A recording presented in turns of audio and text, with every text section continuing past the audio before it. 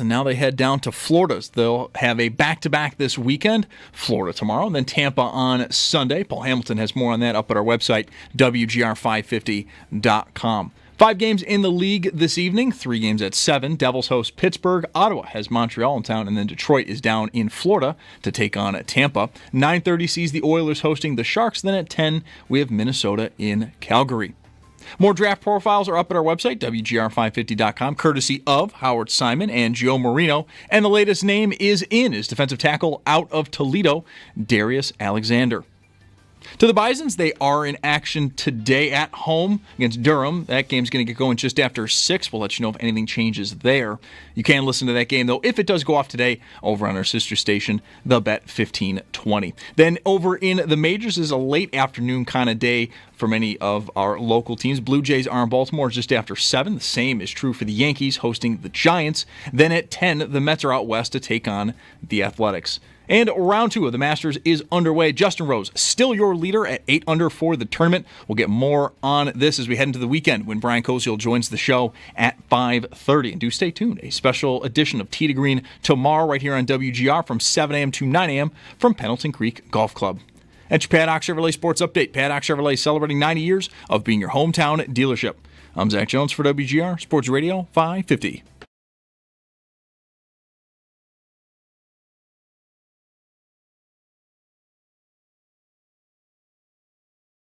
My dad's not here right now. He's still at work.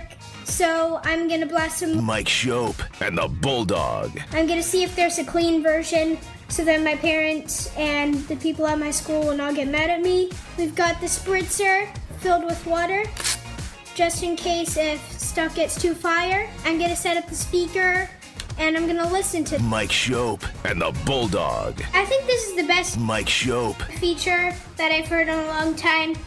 I think his flow is really good in it, and I like his aggressiveness on it, and the Bulldog. Put not enough effort in it. I think overall his flow was good, but I don't like that mumble rapping. That was my review of Mike Schopp and the Bulldog. Didn't need the spritzer. Wasn't fire enough. No spritzer for you. No spritzer.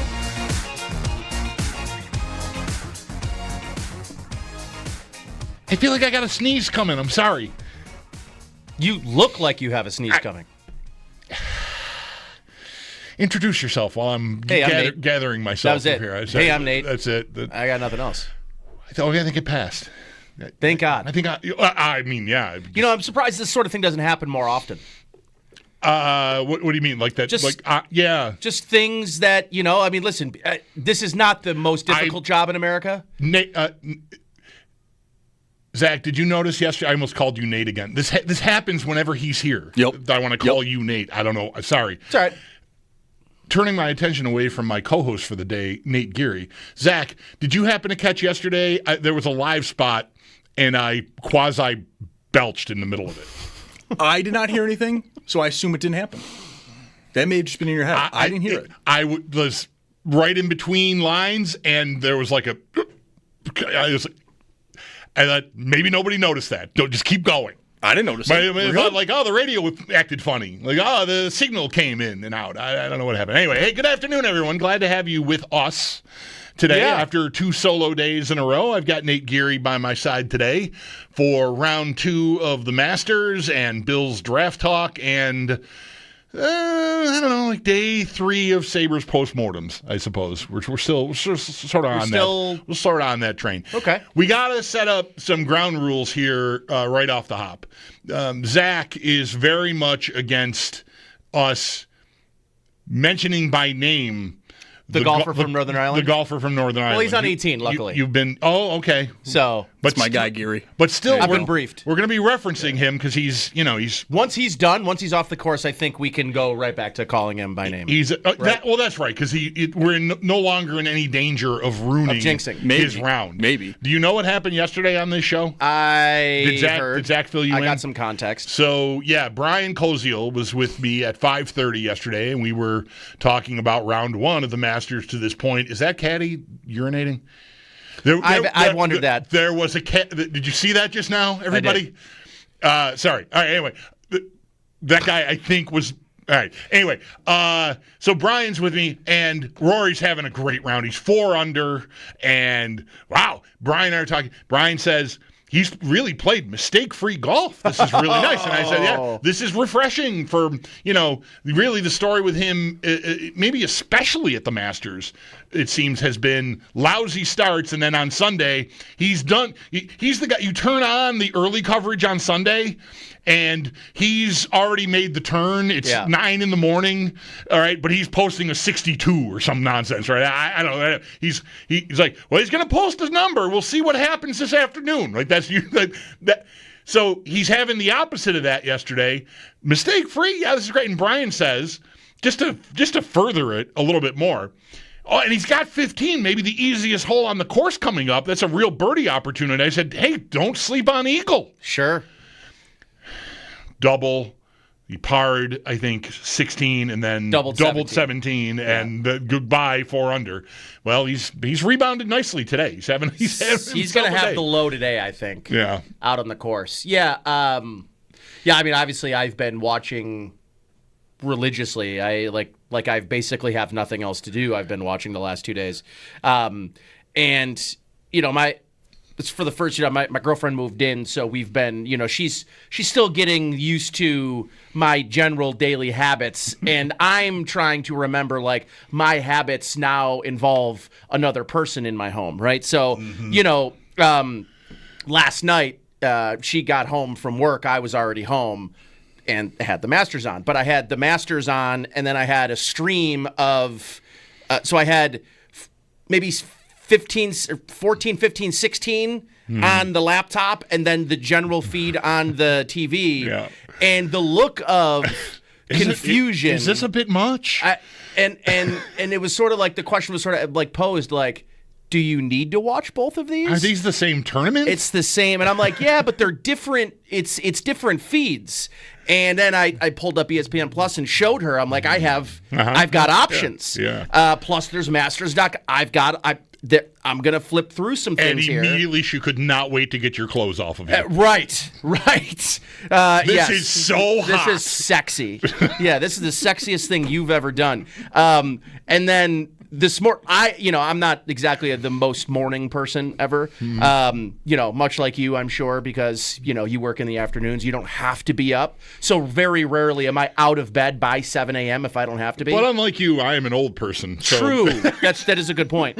So this morning, she woke up at 7:15. I was out of bed. No. Already showered on the couch, watching the golf, watching Masters on the range. And she's like, what are they doing? Are they warming? Are you watching them warm up? It's like, yes, I'm watching them warm up. Back to the bedroom, mister. Sorry. That's enough of that kind of talk. Yeah. So, yes, I have been consuming. I don't think I even know this woman, and I'm just making all sorts of judgments.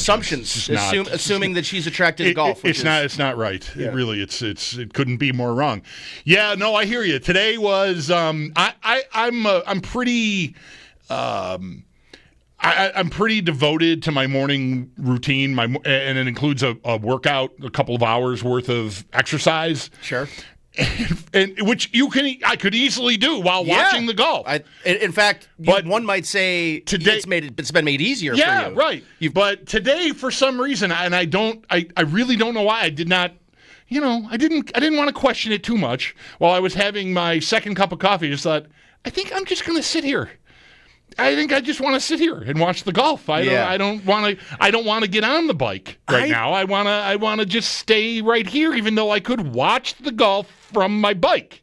There's something to be said about stationary bike in the basement. In case you're wondering, I don't have a iPhone mount on the handlebars of a bicycle that I would watch golf riding around the city streets. That would be reckless. There's something to be said about what's the thing that makes you real groggy? Is it cortisol? What's the it's the thing that when you eat a lot of turkey, is it tryptophan? Tryptophan. Yeah. The Masters turns on, and I'm just like, all of a sudden my hand raises up and it goes right in the front of my pants, and then I can't move. All of a sudden it could be 2 p.m. I could have 2 energy drinks in me, and I can no longer move. Yeah. I am sunk into the couch. Yeah. That it got me today. Yeah. It got me today. Probably going to get you tomorrow. Because you're not going to be golfing.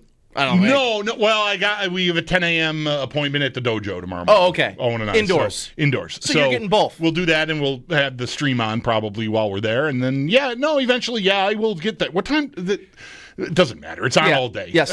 Yes. It's on all day. Yes. You can find it. So, it definitely will be a big. In fact, my wife and I were talking yesterday. We have a friend that is having he has an annual party out in Boston, Colden area, and Sunday afternoon is the date for this party. And she mentioned it to me, and I said, how honest do I want to be here? I'm thinking to myself. I said, No, thank you. For work, I really feel like I need to watch the golf. For work, I really feel like I need to watch the golf. I have to punch in. And that was followed up very quickly by. But to be honest with you, I really just kind of want to watch the golf. Yeah. And so I don't know. And then she said, "Okay, off with your clothes, up to the bedroom." For work. To preface it, honey, you know how much I love going. But for work, this whole thing was a setup just to get to that line. Yeah, well, I know. Well, you had to toss it in again. You needed it for yourself. I'm going to tell you this. I had a buddy. I was maybe it was Wednesday night, wing night. I'm eating, and one of the bartenders was telling me, he's like, "Yeah, the wife is. We've got plans on Sunday." I go, "Master Sunday." Yeah, we've got to drive to Rochester for a kid's birthday party. And I was like, I'll tell you, if that were me, the word "we" would be doing a lot of work there, be carrying a lot of weight, and I don't know. Isn't there some kind of way you could maybe is there a number here? Can we double up, triple up the gift? Right. If double the amount. If this is like a $50 or a $100 window, can I go to $250? Right. And does that get me to? Where's Nate? Can I don't know. Can I buy my way out of this? Basically, it would be worth it to me. It is. It's just fantastic to watch, every year. And I don't know, for me, you've been this way for a long time, and I have made fun of you and Jeremy and my other golf obsessed friends, and now I'm one of you. I'm watching the Mexico Open or the Valero or whatever. Next week's RBC, baby. I know the schedule now. I'm just there, okay, whatever. All good. All right, well, we're not going to just riff about golf and make ill-timed jokes about sex for the afternoon. That would be weird. But we have an actual show planned, and there is a plan for the show. We'll have Eric at Home, NFL Network, NFL.com, with us at 4, and we'll talk about the draft, which is largely what we will be doing anyway, outside of the golf conversation. I skipped Sammy P. Sammy P. Masters My betting, man. The Final Four wrapping up, baseball. We'll get into a lot with one of our Bet Sweats guys, Sammy Paniatovich, at 3:30. Then at Home on the draft at 4. Paul will be with us at 5 on the Sabres and the NHL in general. I texted Paul earlier and said, get on with us today, and let's make sure we carve out some time to just talk about the playoffs. The field is just about set. Calgary still has a chance, and there's a couple teams in the East that are alive mathematically, but they're not going to make it. Montreal is going to be the 8th team in the East, and Calgary could still catch, I think it's St. Louis, in the West, but really mostly the field is set. Some of the seedings could still change a little bit. Anyway, we'll spend some time on the playoffs, not just how things have been going for the Sabres of late, who ended a 5-game winning streak with a loss in Columbus last night. And then Brian at 5:30 to we'll see. No, we can. We're allowed to. We'll see who we can jinx at 5:30 when Brian joins us. Scheffler will be playing. Lowry's sneaking up there. Maybe we can ruin his chances. But anyway, that's the lay of the land. There'll be time for your calls here, of course, at 803-0550. The door will be open all day for anything on the Masters if you want to chime in on that. We'd love to talk about it. But on the draft, I texted you earlier in the day, and I'll just set this up now and see where we go with it. Sal who is on his way out the door on vacation, Sal, the last thing he said to me yesterday at about, I don't know what time, 4:25 or so, was, hey, I want to leave you with this. And he says, because I asked him, we're 2 weeks out. You got a favorite idea? You got a guy? Like, where are you at? And he didn't really, he didn't get all that specific on, I want this guy or that guy or whatever. But he did say this, and I thought it was pretty interesting. And I did talk some about it yesterday, but I want to bounce it off you. Sal said he'd be surprised. I don't know if he said stunned or surprised, but I'll just go with surprised because it's less dramatic. Less dramatic. I'd be surprised if the Bills didn't use their top 3 picks, a first and 2 seconds, all on defense. And Sal, thank you for this 4:30. Thank you for the present. I will now bring this to the audience, and we talked some about it. And I mean, I on its classic Sal. I get it. I understand it. I mean, they have needs there, but I just think that ignores receiver in a way that I'm not entirely comfortable with. I mean, I know they've got more receivers than they have cornerbacks right now, but they have not replaced Amari Cooper, to my mind, at this point. And I don't expect a rookie to necessarily replace Amari Cooper, but I think you got to get someone in the pipeline here. I think there's call for another guy. So I don't know. I'm not sure I'm entirely comfortable with just loading up on defensive players. We know what the needs are: corner, defensive end, defensive tackle, not necessarily in that order. Maybe it's just switch defensive end to defensive tackle is how I would prioritize it. What do you think of that? Like, we're sitting here 2 weeks from now, right? And recapping round 1 of the draft, previewing round 2. So I guess it would need to be more Saturday. But we get through those first 3 picks, and they get 3 defensive players. At those 3 positions specifically. Are we feeling good about that? You think that's warranted? Is that called for? Yeah, absolutely. And again, what makes this draft, I think, not that I think this is some super unique, one-of-a-kind type of draft, because we get to every year and we say the same thing about every damn class, kind of. I mean, there's not a lot of differing words we use to describe a draft in the lead-up, and then afterwards it's, whatever. But the idea about this draft, you look at a mock draft, you look at an at-home draft, you look at, Jeremiah, whoever you want to look at for mock drafts, and you see guys, and saw this with Chris Trapasso, right? The Bills getting the edge from Boston College at 56, and they were mocked in somebody else of getting him at 30. So I think there's so much room for, it's going to really come down to the opinions of general managers and team fits.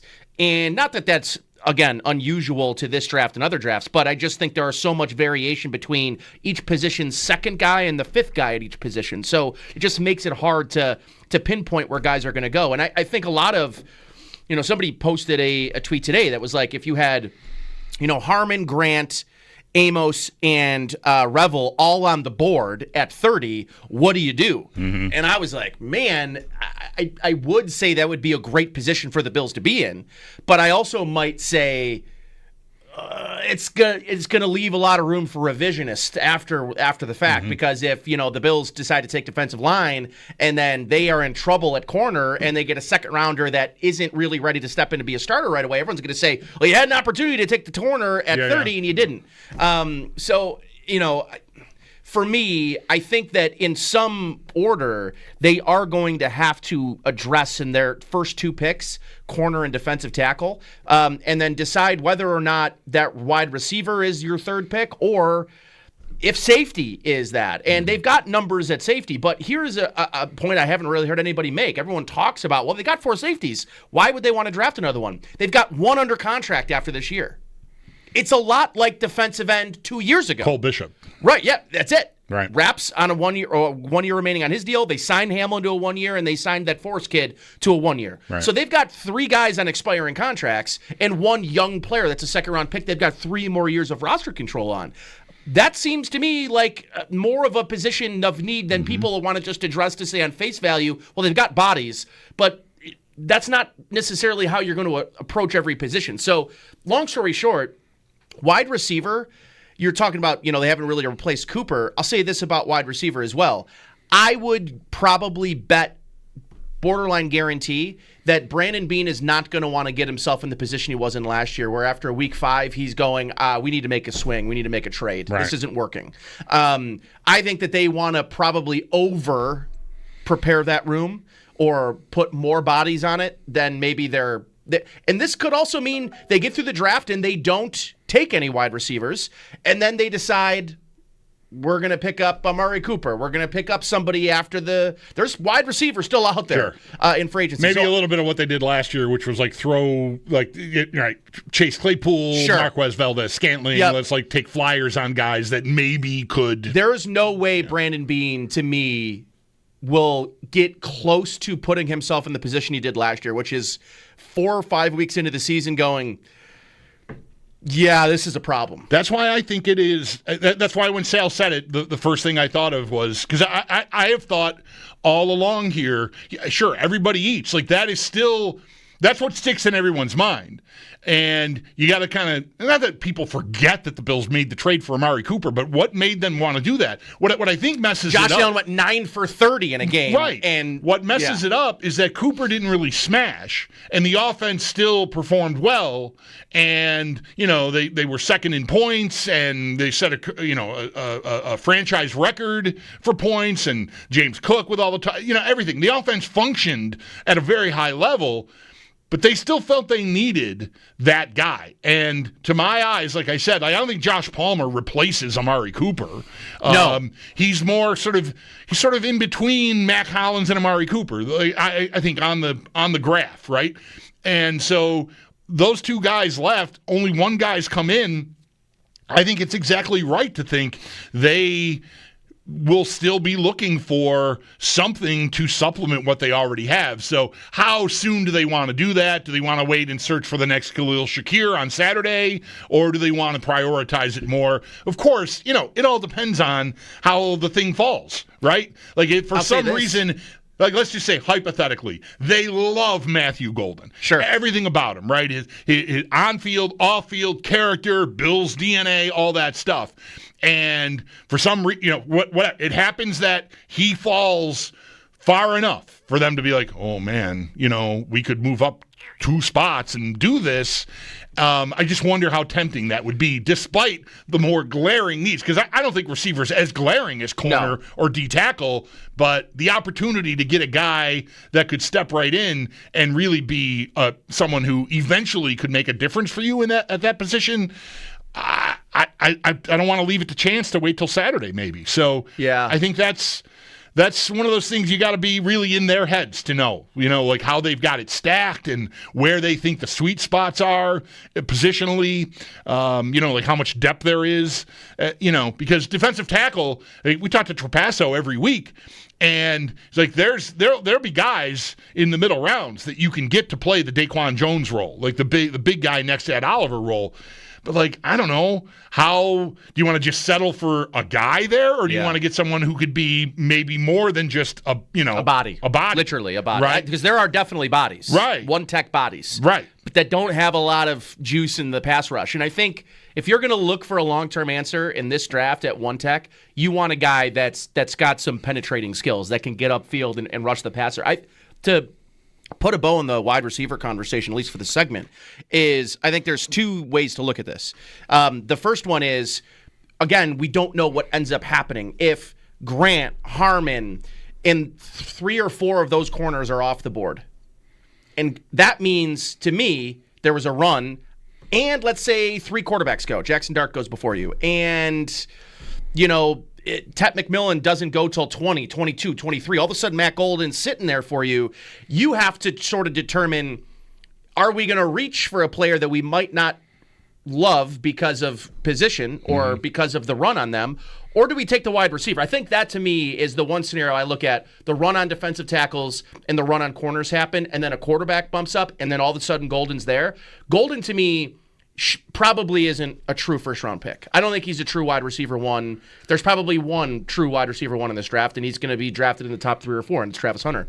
To me, the other part of this is, what has McDermott and Beane, what have they said in public that makes you believe they're going to do what, say, like Kevin Adams has done with his young players, with in regards to Keon Coleman, which is, he flashed. We think he's going to be great next year. We're not going to do anything to address this. We're just going to move forward with the young guy. It doesn't sound like that at all. If anything, you might want to say, we're going to draft a guy and put in front of you. You better beat him out. Yeah, mostly, I think my walking off point for my desire about receiver and sort of balking at all three of those picks being on defense is how McDermott and Bean have sounded about Coleman and Kincaid too, for what it's worth. Right. Like they two young pass catchers. They have fired shots over the bow of both of those guys. Like, we need more. You got to get stronger. You got to work harder. Like, that's basically, to sum it up in a few words, not directly quoting them. That's how it sounds.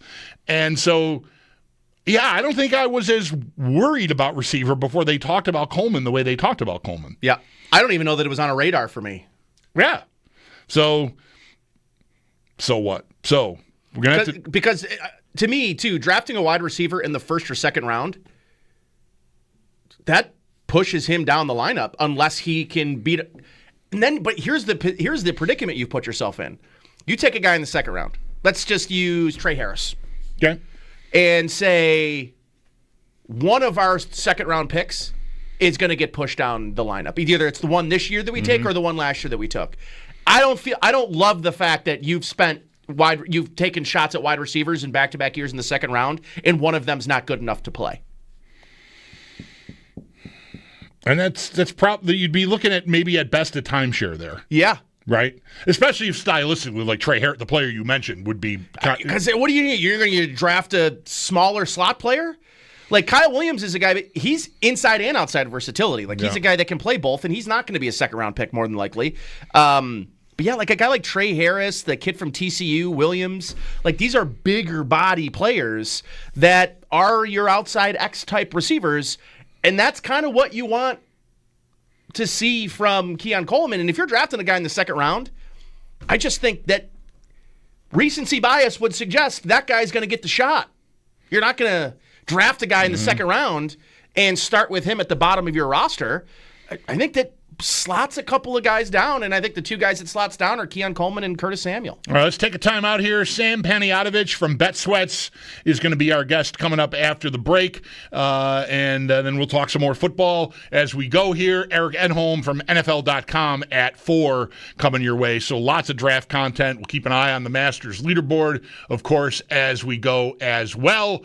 DeChambeau's back to 7 under, so he's just a shot back of Rose. DeChambeau is putting on 18, by the way, so he's very close to finishing up his round 2. McIlroy is in the clubhouse with a 66 today, so nice bounce back from him after a disastrous ending to round 1 yesterday. Nate Geary's in for Mike. I'm the Bulldog. You are listening to WGR.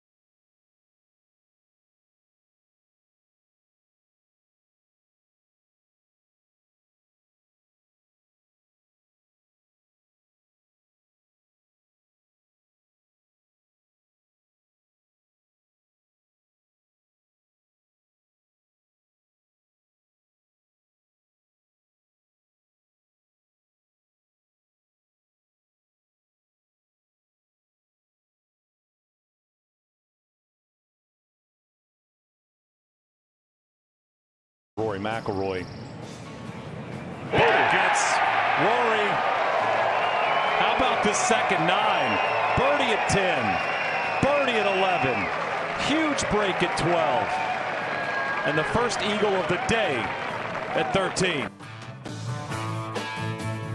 Highlight from earlier today in round 2 of the Masters. Joining us on the line right now is the host of Bet Sweats and Odyssey Sports Betting Insider, Sam Panayotovich. Insider calls are presented by BetMGM. Go check out all of the latest lines today on the BetMGM app. Also, be sure to catch Bet Sweats live 9 to noon on the newly rebranded BetMGM network and on the Odyssey app. Sammy P, what is shaking, my man? It's Nate and Chris in Buffalo. How are you? But you knew that already. What's up, man? Boys, happy Friday. I hate to admit this because I know you guys are going to be jealous, but I did just wake up from my first Masters nap of the weekend. Spectacular.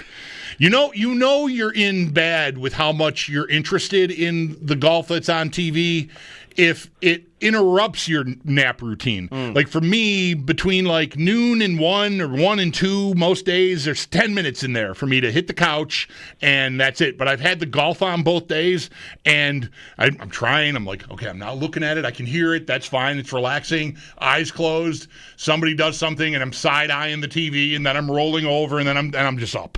There's no nap. The weekend, I like my chances, but work day has just been tough. But congratulations on the early Masters nap, Sam. We're all very happy for you. Thanks, buddy. Yeah, I had a sandwich the size of my head, and then I was fighting it. You know when you fight it? It's always better when you fight than that. Maybe after a couple of Benadryl, Yes. you just fight it. And then you wake up and you look at the odds screen because, a lot of people look at the leaderboard, and I understand that. I look at the betting board because that tells me what I need to know. And I check it right now. So Scheffler's favored 5-2, Rory 380, DeChambeau 4-1, and then Justin Rose at 10-1. So we got a 3-horse race right now, at least according to the odds.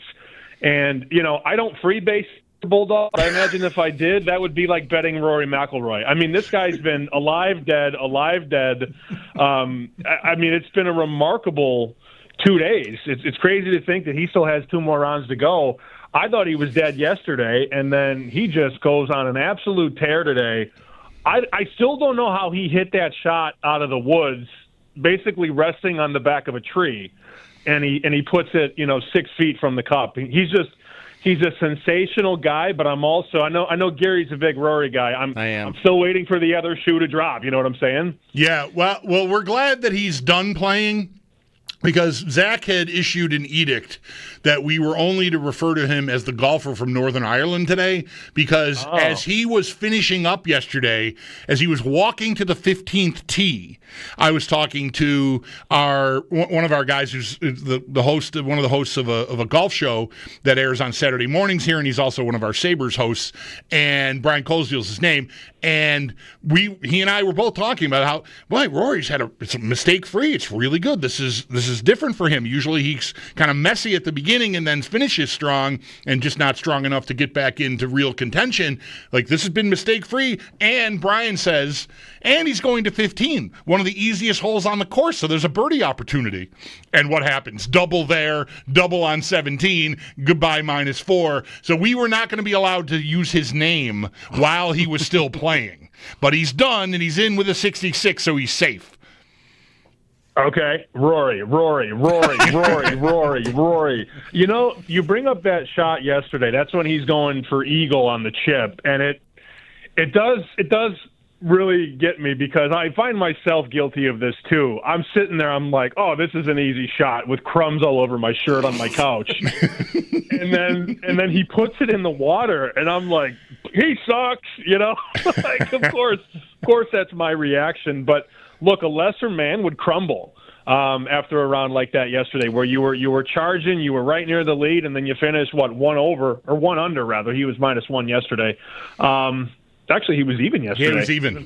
Right. Yeah, and 6 under today. So right there, and it really does feel like it's going to be a Sunday where once I wake up from my second nap of the day, it feels like it's going to be Scotty and Rory. And that's what you really want. You want the best to play the best to beat the best. And that's hopefully what we get. Yeah, listen, I am a Rory fan, Sam. Like I am a Bills and Notre Dame and anyone that will it is very good at just ripping your heart out at any moment. Like I was excited about the Masters to these guys' point. Like I wasn't on yesterday, but like I was watching and I was, I'm tweeting Rory with the googly eyes and Rory's back and oh my God, the Rory and Scotty's Sunday pairing is gonna be like I've learned to just shut my dumb mouth. But like I'm wondering when you were watching these and like the lead up to golf tournaments where you're betting, and then I think it's maybe one of the sports because you have so many options to bet on. That there isn't a sport where I could feel as good as I did going in, doing a ton of research, trying to find who's got the best strokes gained tee to green, and then coming up with a lineup. I'm cooked. It's 3:40 on Friday, and my lineup in my pool is cooked. I'm 82nd out of 200 people or something. Like, is there another sport in your mind that like you can prepare for in the lead up and be excited about, and just be completely cooked 24 hours in on a 4-day bender? Well, remember, Gary, you're talking to somebody who was betting Korean baseball in 2020 during the pandemic.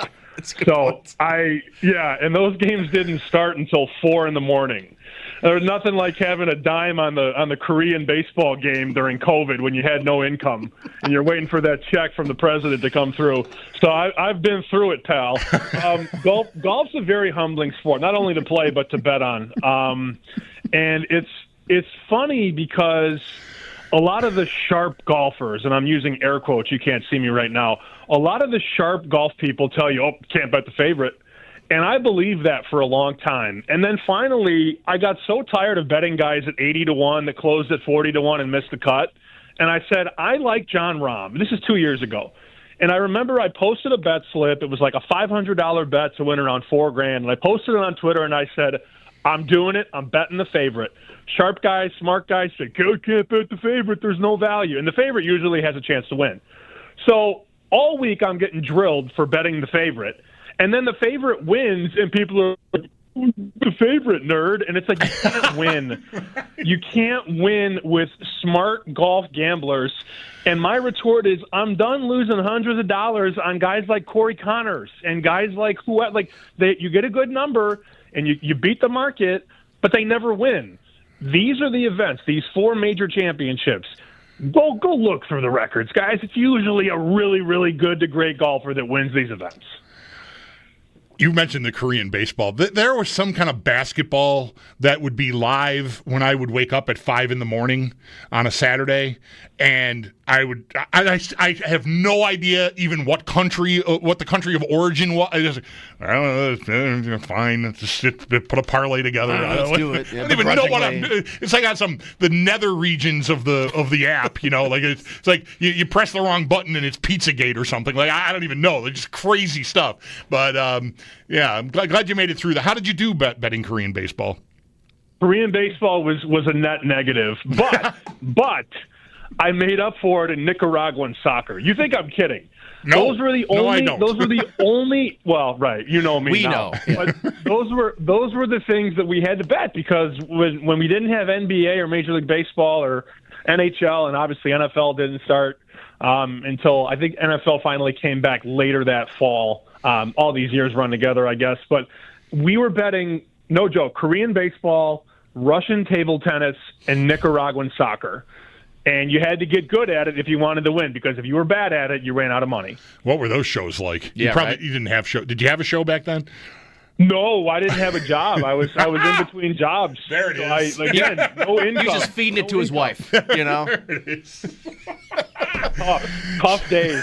Tough days. Sam Panayotovich, one of our Odyssey betting insiders, co-host of Bet Sweats on the West Her Hotline with us. So what are you on here as we get to the weekend? And what kind of action should people be looking for? Like we've talked about this a little bit before, not as it pertains to majors, but I like getting to Saturday and finding a guy. Now, this might be tough because this leaderboard is going to be so stacked. So it might be hard to find a guy that's going to charge from 4 or 5 shots back.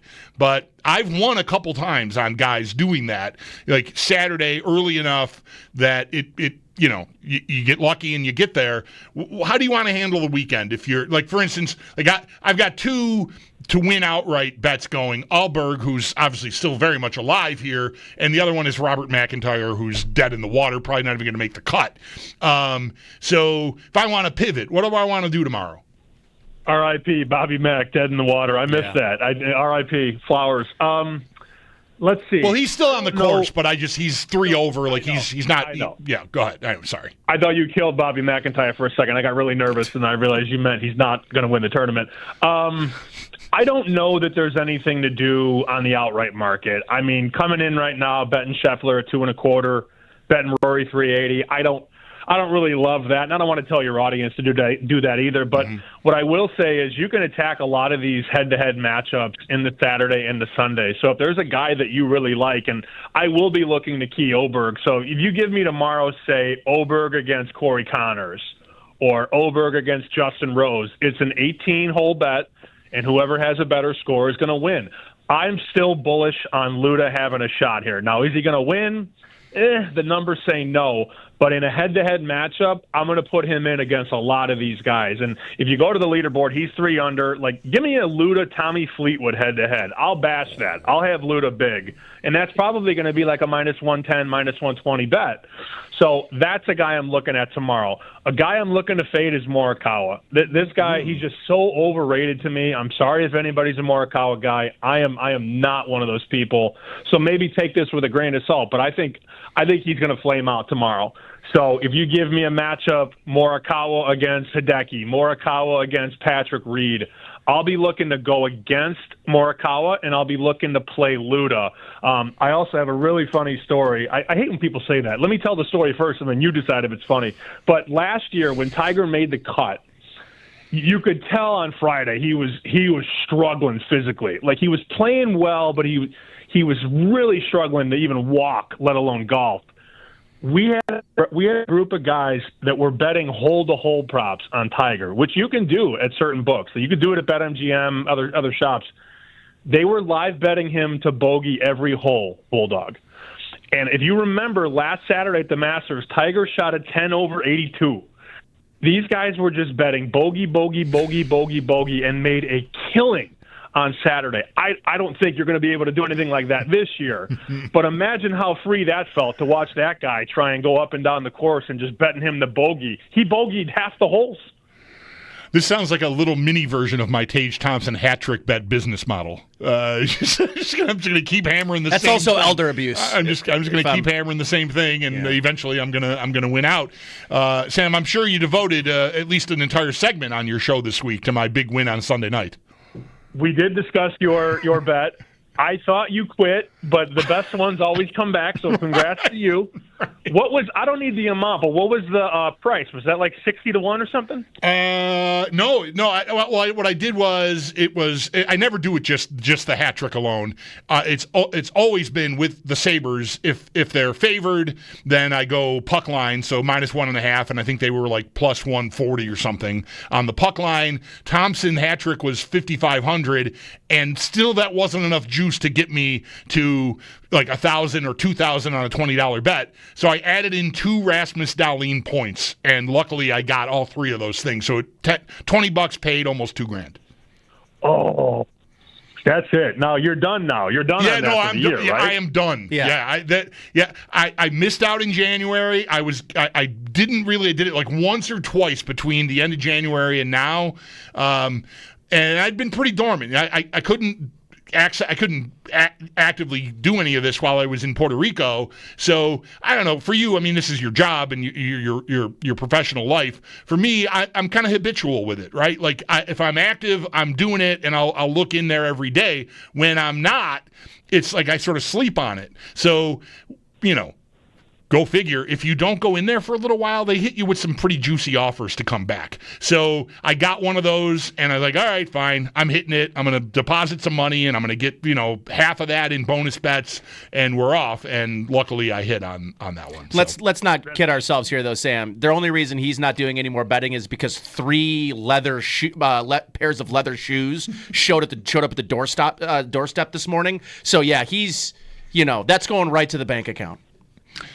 I can only imagine being a trader at that sports book, and those bets come in, and they go, "Yeah, we'll keep him. We'll keep him." Yeah, right. Yeah, going to be long term. Yes, definitely. Yeah, no, I am a dream for them because I'll go months without hitting on a parlay, but when I do, I win it all back. So turn the lights out when you hit. By plan. the way, I know we're short on time, but I have a question for Geary. Okay. Over under Notre Dame 10.5 wins. What are we doing? Hammer the under. Under? Yeah, I don't know what they got at quarterback. I like this Carr kid, no? I like CJ Carr, but I don't know. Is he just going to walk in and be a stud right away? The last 3 years, they've gone with the transfer portal, old veteran quarterback. They don't have that. And I saw... Go get the kid from Tennessee. He's holding in. Sammy, I saw this, I don't know, who was the old quarterback for Alabama? That's McElroy? Greg McElroy. Greg McElroy. He said Steve Angeli could be this year's Joe Burrow. And I almost spat out my coffee. I was like, has he ever watched Steve Angeli play? He's got like 20 career attempts. I don't know. I'm not sold that they've got a quarterback, Sam. Okay, I think their schedule is a joke. Well, those games are all winnable. That's my only counter. Point. The game at Miami is really going to decide their season. That's the first game too. Every year they go to Miami. Every year for them, the first game decides how the rest of the year is going to be. So. This is a really easy schedule, man. I'm going to give you a little bit more time to sip the Kool-Aid. All right. I appreciate that. We got to go, but isn't McElroy's biggest claim to fame that's his girlfriend was the lady that Brent Musburger was creeping on TV? No, that's McCarron. That's AJ McCarron. Yes. McCarron. Thank you. Same ilk, though. Glad to know. Yeah. It was a Mac in Alabama, Yep. So all right, good. Sam, thanks for this, man. We'll talk next week. All right, guys. See you. That was the host of Bet Sweats and Odyssey Sports, BetQL insider Sam Panayotovich. Insider calls are presented by BetMGM for all your betting needs. Check out the newly rebranded BetMGM network on the Odyssey app. We'll hit a timeout here. Nate and I will be back right after this on WGR. More of Schopp and the Bulldog coming up.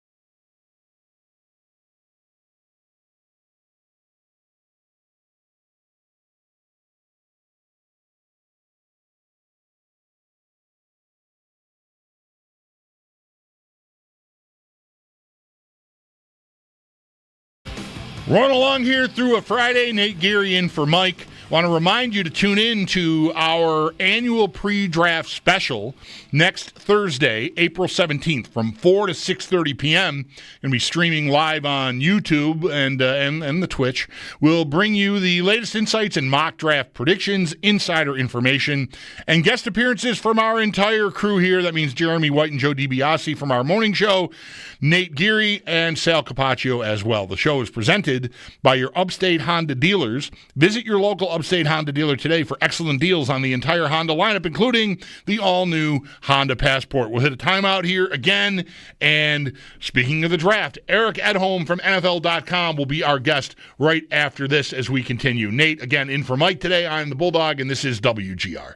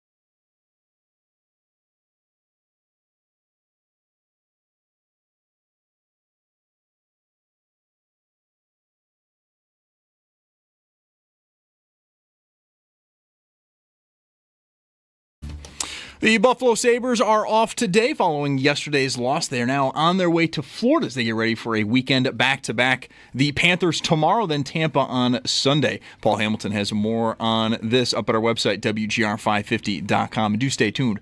Paul will join the show in just about an hour at 5 o'clock. 5 games in the league tonight, 3 games at 7. Devils host Pittsburgh. Ottawa has Montreal in town, and then Detroit, they are down in Florida to take on Tampa. 9:30, the Oilers hosting the Sharks, and then at 10, we have Minnesota in Calgary. More draft profiles up at our website, WGR550.com, courtesy of Howard Simon and Joe Marino. And the latest name to be put up on the website is defensive tackle out of Toledo, Darius Alexander. And the Seahawks, they are signing another quarterback, Drew Lock, to a 1-year deal.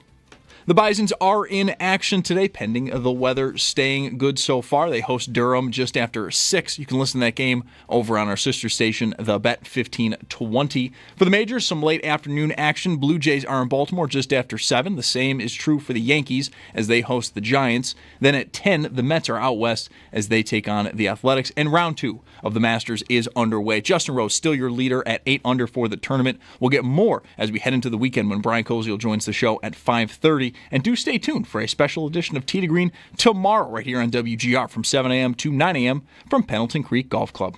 That's your Paddock Chevrolet Sports Update. Paddock Chevrolet, celebrating 90 years of being your hometown dealership. I'm Zach Jones for WGR Sports Radio 550.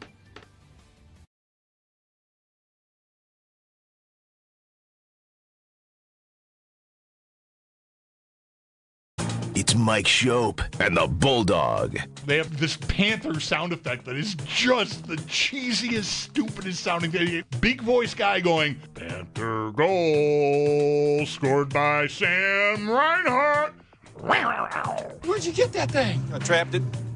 Been keeping it in my bathroom at the motel, feeding it old pizza. It's Mike Schopp. If you're calm, that wondrous big cat will be calm too. But if you're scared, that beautiful death machine will do what God made it to do. Namely, eat you with a smile on its face. And the Bulldog. On WGR Sports Radio 550.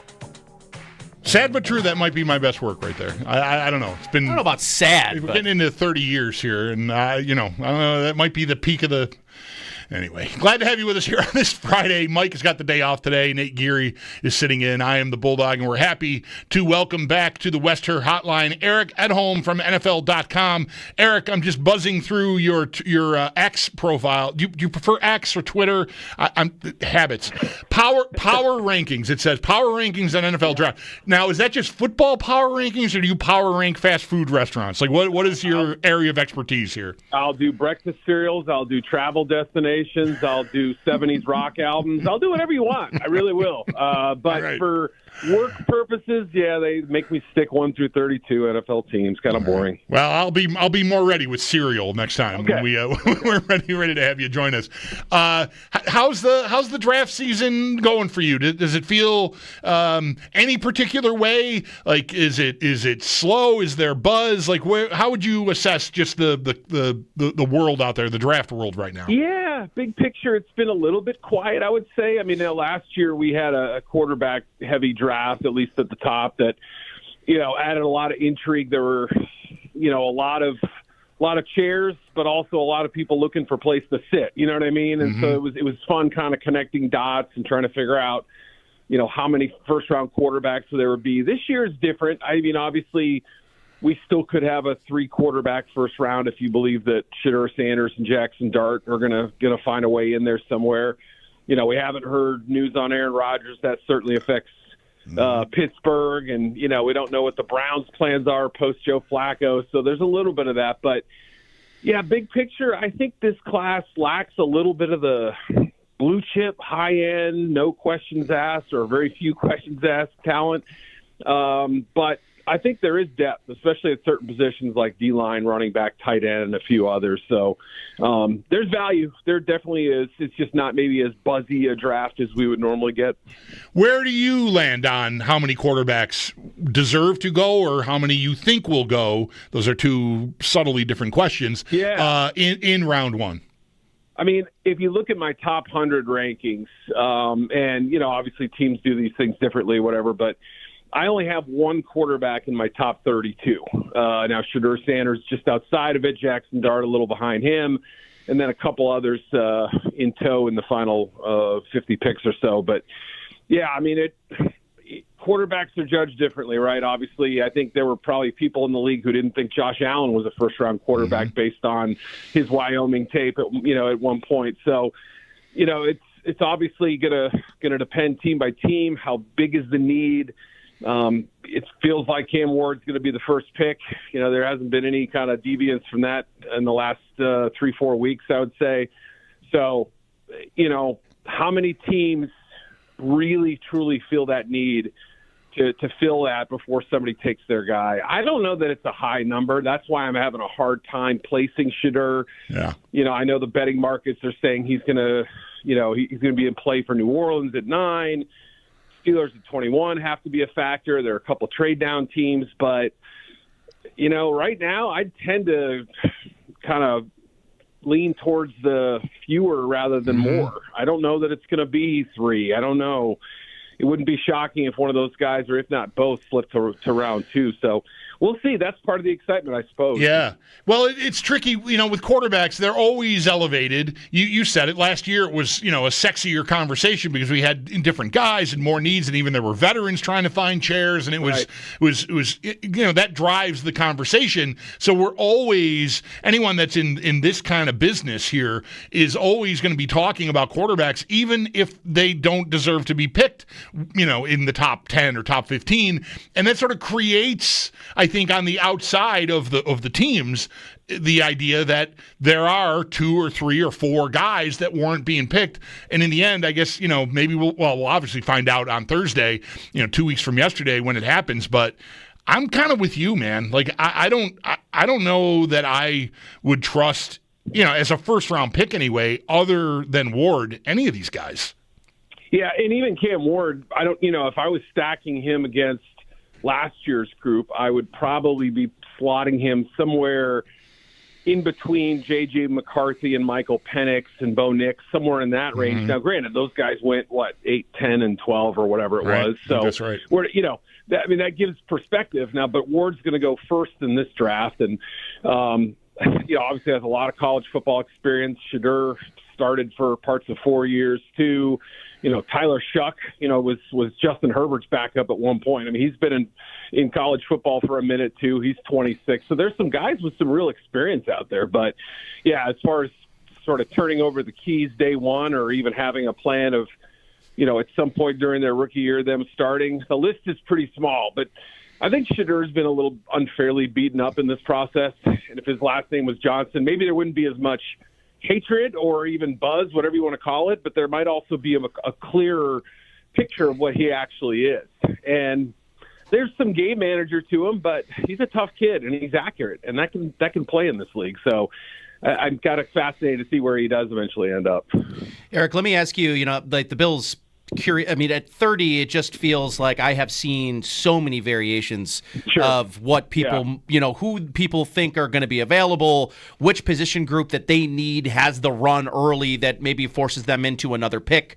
If you're looking at 30 and you're really thinking about which position group, and I'll probably isolate interior defensive line and corner. Luckily, 2 position groups that if you need those position groups, this is probably, especially towards the middle part of that second round, a really great, 2 great positions to need. Luckily, that's where the Bills stand. Which do you, if you had to handicap this, the more likely position, defensive tackle or corner, that has that run before 30 that might force the Bills to either consider a move up a couple of spots, which they've been known to do, or maybe force that pick at the number 5 corner in this draft or the number 5 interior defensive tackle? Which of those 2 positions do you think is more likely to have that mid first round run that might put the Bills into a tough spot? Yeah, I think it's a great way to frame it, too, because I think that's one of the ways that Brandon Beane and his staff have to look at it is that, we've all heard that this is a deep defensive line class, which is great to hear, right? Obviously, it's a good thing if it's a position you're looking at targeting, but if there's also a run of 5 different guys at depending on how you define defensive line, edge, interior, whatever, combination of the 2, if 5 of them go off the board before 30, does that guarantee that you're going to have somebody commensurate with your draft board, somebody worth taking there? Or, like you said, you have to kind of be ready, and I know they have some picks they can play with, to move up, to make an aggressive move, especially after last year. And again, I'm not, maybe in hindsight, they made the right move, but trading down twice and letting Xavier Worthy go to a foe that they end up facing every single year, that probably didn't go over very well. So I think, no, it didn't. Their hands are going to be on the trigger. They're going to be ready to move if they have to. And I would think of the two positions, I would say D-line has a better chance of having that run happen ahead of time, mainly because of the needs of the teams picking in front of them in reverse order. I mean, Washington's right ahead of them, Detroit after, in 28. Baltimore's always looking to replenish their lines of scrimmage. The Rams have built up that line, but again, that's been a philosophy of theirs to hoover up as many pass rushers and interior guys as they can. So just looking at that, and then also the talent that I suspect will start coming off the board at some point in round one, whether it's the teens or a little later, I think defensive line is going to be the position that you have to be ready to move on, especially if you have 1 or 2 players that you're specifically targeting and say, yeah, they're a great fit for our system. Yeah, and I think, too, the drop-off at defensive tackle, specifically the one-tech position, you can definitely find, me and Bulldog were talking about, like bodies, like one-tech guys that, 2-gap players that are you could probably pencil in as a good depth piece or a potential future starter, but that there are only a couple of names at the top of this draft that you could slot in a 4-3 at one tech that are going to give you the ability to have the higher end pass rush ability, which I think if you're the Bills, that's maybe why you would prioritize defensive tackle, one tech early in this draft. Do you view that if the Bills don't get that guy at 30, that they're probably not going to find him at the turn at 56 or 62. And how much of a position does that put them in where if guys like Harmon or Williams from Ohio State start going higher than maybe people think? Do you view that as the Bills are probably going to have to try to trade up? You almost don't see a scenario unless everyone at the defensive tackle position you really like if you're Brandon Beane are off the board, so you just go corner. I just wonder, where is that line of demarcation for you at one tech where you're just I like him, but he's not a first-round pick? Yeah, that's a good question. I mean, obviously Mason Graham's going to probably end up being the 5th pick in this draft. If not, he goes 7th, and then there's probably going to be a gap after that. And I would classify Derek Harmon a little differently. I mean, again, some people may have a different view on this, and I've heard a few different sort of perspectives, but I wouldn't be shocked if he ends up being a 5 technique or somebody who can play multiple spots on the line, which, for the Bills could also work too. I'm not saying you can't put him there. And obviously a couple guys suspended. Joey Bosa's been injured. You may be able to line him up at end for a little bit, and some of those bigger ends that people use, and, and be okay with it in certain packages. So, I think he's going to be one of those 50-50 players. I don't think he'll be available there, but you never know. Kenneth Grant, massive dude who, moves really well, not as well as Harmon, but a good athlete and a guy who's played in cold weather before. And a lot of people feel like he helped make Mason Graham better than he was, and that was something that I heard throughout the scouting trail this offseason. And, Walter Nolan's really the interesting one for me. I mean, I see him as more of a 3 technique, but again, it's, some teams have a little different system and, how they view things and where they want, what gaps they want people slanting through and whatnot. But he's also one who could, if he went 11th to the 49ers, I wouldn't be shocked. If he lasted to the first couple picks of round 2, I wouldn't be stunned either. There's a wide kind of range on him and whether people truly view him as a special player. But, yeah, Tyleik Williams, I think, will be there, if I had to guess. He wasn't able to finish his 40 at his pro day. He got hurt about 28 yards into it. It's unfortunate, but he's a pretty good athlete for that size. I mean, he's pushing 330 and had a pretty good get-off on his 40 time, but before getting hurt. So, you want to extract that. Not super long. That's one of the things that some people have pointed out. But inside, working against short-arm centers, I don't think that's really a problem. So, yes, he's probably a run stuffer first, but he's got a little bit of penetration ability as well.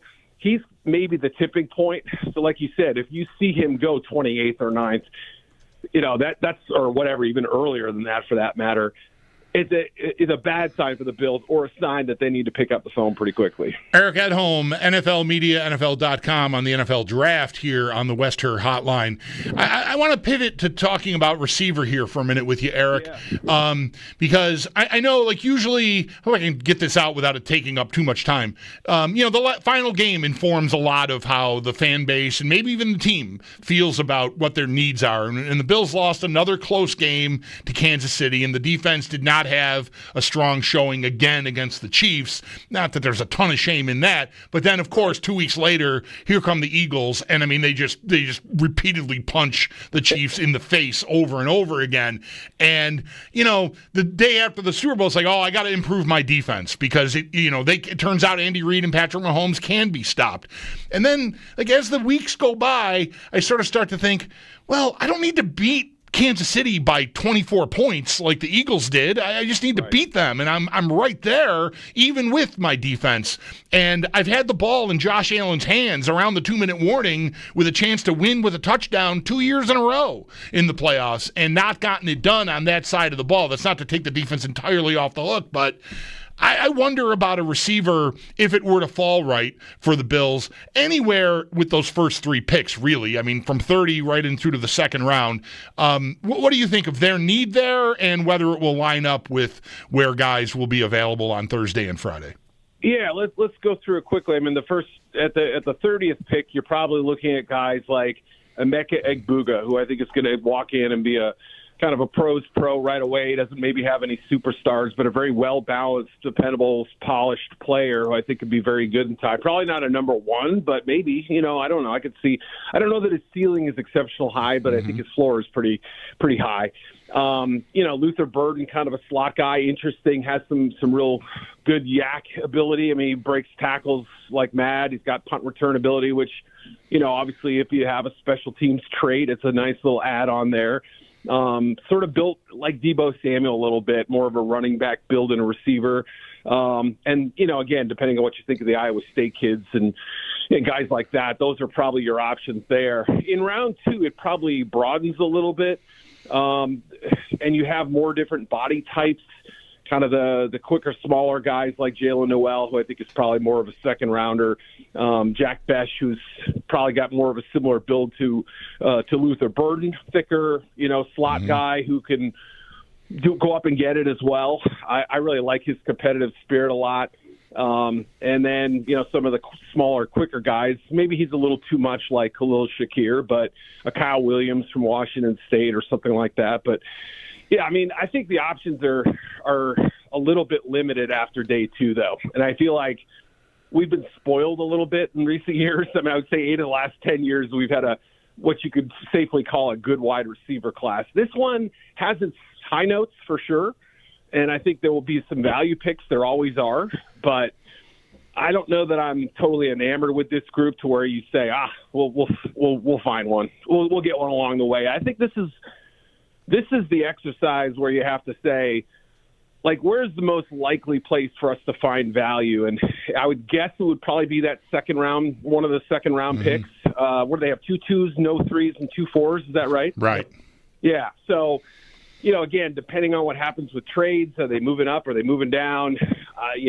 Kind of leaves round 3 a little bit vacant. But I would say one of those second round picks, they should have, I forgot, Jalen Royals from Utah State. He's somebody I could see them liking, and they've scouted those sort of mid-level FBS schools well and done well with them. So, yeah, I mean, that's an option is that I would keep in mind if they want to go with a little more speed and a little more deep ability.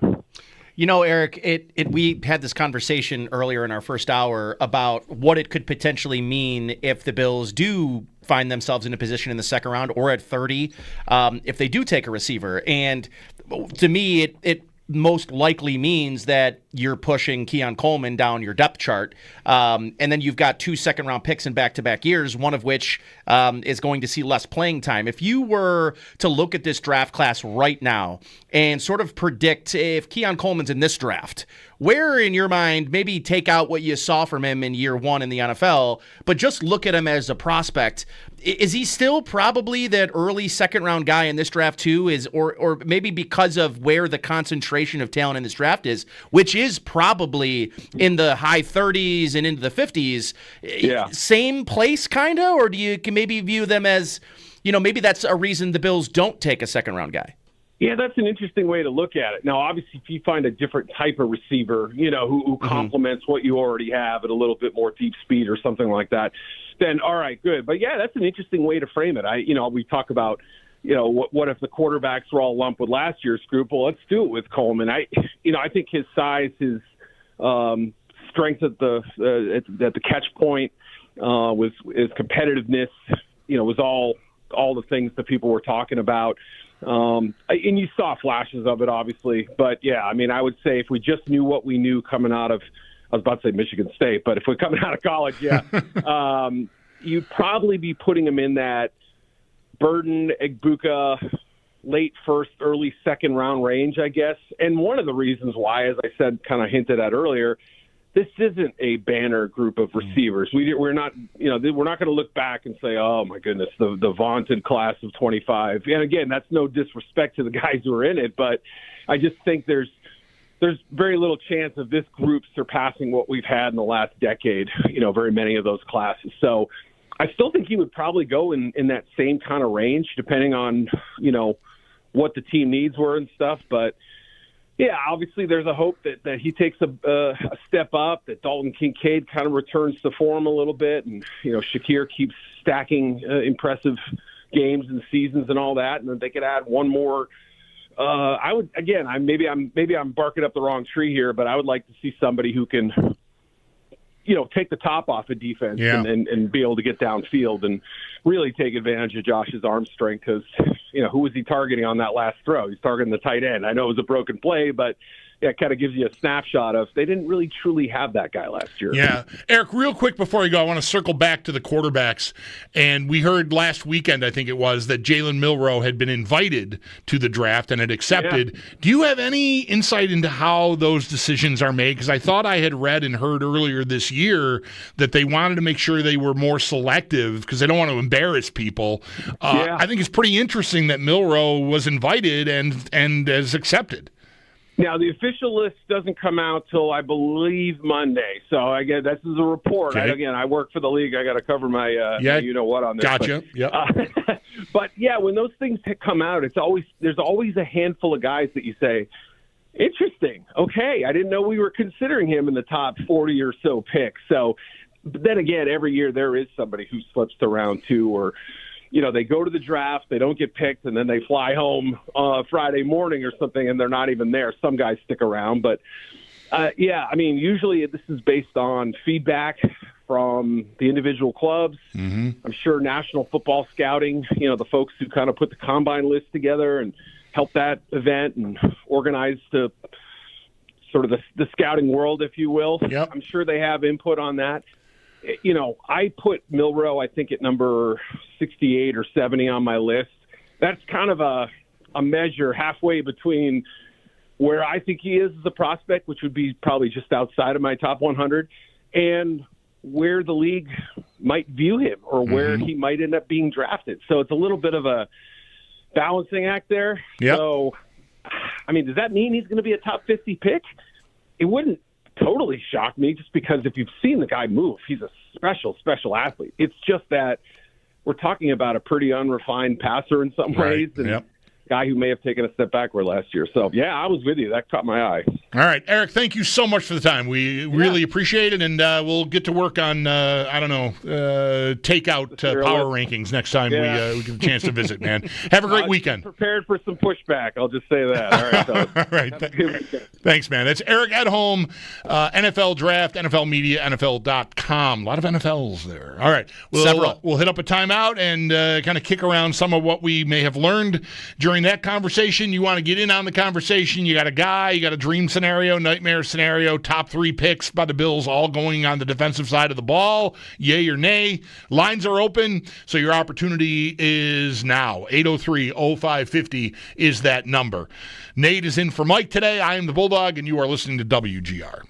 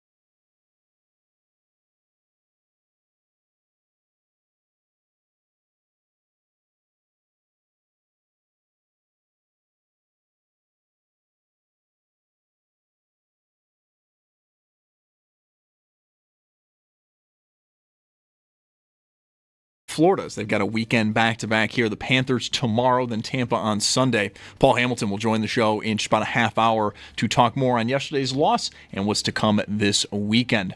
We also have more draft profiles up at our website, WGR550.com. Those are courtesy of Howard Simon and Joe Marino. The newest name up there is defensive tackle Darius Alexander out of Toledo. The Bisons are in action today. They host Durham just after 6 o'clock. You can listen to that game over on our sister station, the Bet 1520. In the majors, a lot of late afternoon games today. Blue Jays, they're in Baltimore just after 7. At the same time, the Yankees host the Giants. Then at 10 o'clock, the Mets, they're out west to take on the Athletics. And then round 2 of the Masters is underway. Justin Rose, still the leader at 8 under for the tournament. We'll get more as we head into the weekend when Brian Koziel joins the show at 5:30. And do stay tuned for a special edition of Tee to Green tomorrow morning from 7 a.m. to 9 a.m. right here on WGR. That show will be live from Pendleton Creek Golf Club. That's Paddock Chevrolet Sports Headlines. Paddock Chevrolet celebrating 90 years of being your hometown dealership. I'm Zach Jones for WGR Sports Radio 550.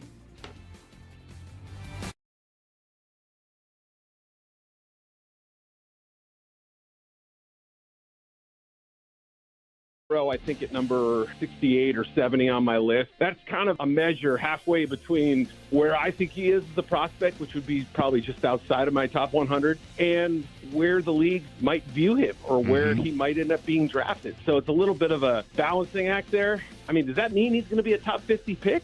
It wouldn't totally shock me just because if you've seen the guy move, he's a special athlete. It's just that we're talking about a pretty unrefined passer in some ways, guy who may have taken a step backward last year. So, yeah, I was with you. That caught my eye. That was our guest from last segment, Eric Edholm from NFL.com, talking about my boyfriend. One of them. I'm a whore. I mean, let's face it. It's the draft. I have a lot of... What? I mean... It's Friday, so Bulldog has just been... He dropped 3 sex references, if in jokes, well placed, by the way, in the first segment of the show. Oh. And now... I wasn't... Well, I don't know. Yeah? Maybe I am divulging something about my mind and where my mind is. I don't know. You were giving me a weird look, but then I realized only because I had these mini donuts in front of me. Oh, they're so hot. I love Milroe. I've got a bet with Mike that he's going to be in the top 16. I probably should have just said first round. Probably. But, whatever. I went big. Here we are. What do you make of him being? I think he'll be. I believe it was Dane Brugler, I think, over the weekend that had the report that he's been invited and is accepted. So I'm inclined to believe that. And I'm also inclined to appreciate that the league doesn't want to be in the business of embarrassing kids and their families and have them sitting there for 8 hours on Thursday night only to go home and decide if they want to come back on Friday or not. What do you make of him being? What do you think of him overall? And what do you make of the report that he is invited to the draft?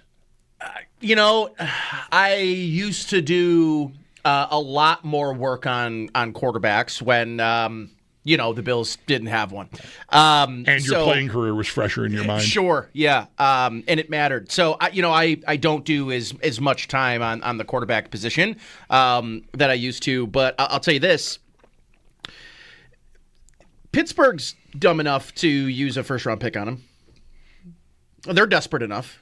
So, yeah, is he going to go in the top 16? I don't know. I think it's a bit of a stretch. But... I agree. I think I'm going to lose my bet. I think that some team could convince themselves. I don't know. Was it on this station yesterday? I was listening to someone talking about how he might be the best processor, which, people that watch him, if you're a fan, or probably thinking, scrambling quarterback, kind of run first guy, has that big arm down the field. But the nuances of the game are the things he's going to have to work on in order to become a starter in the league.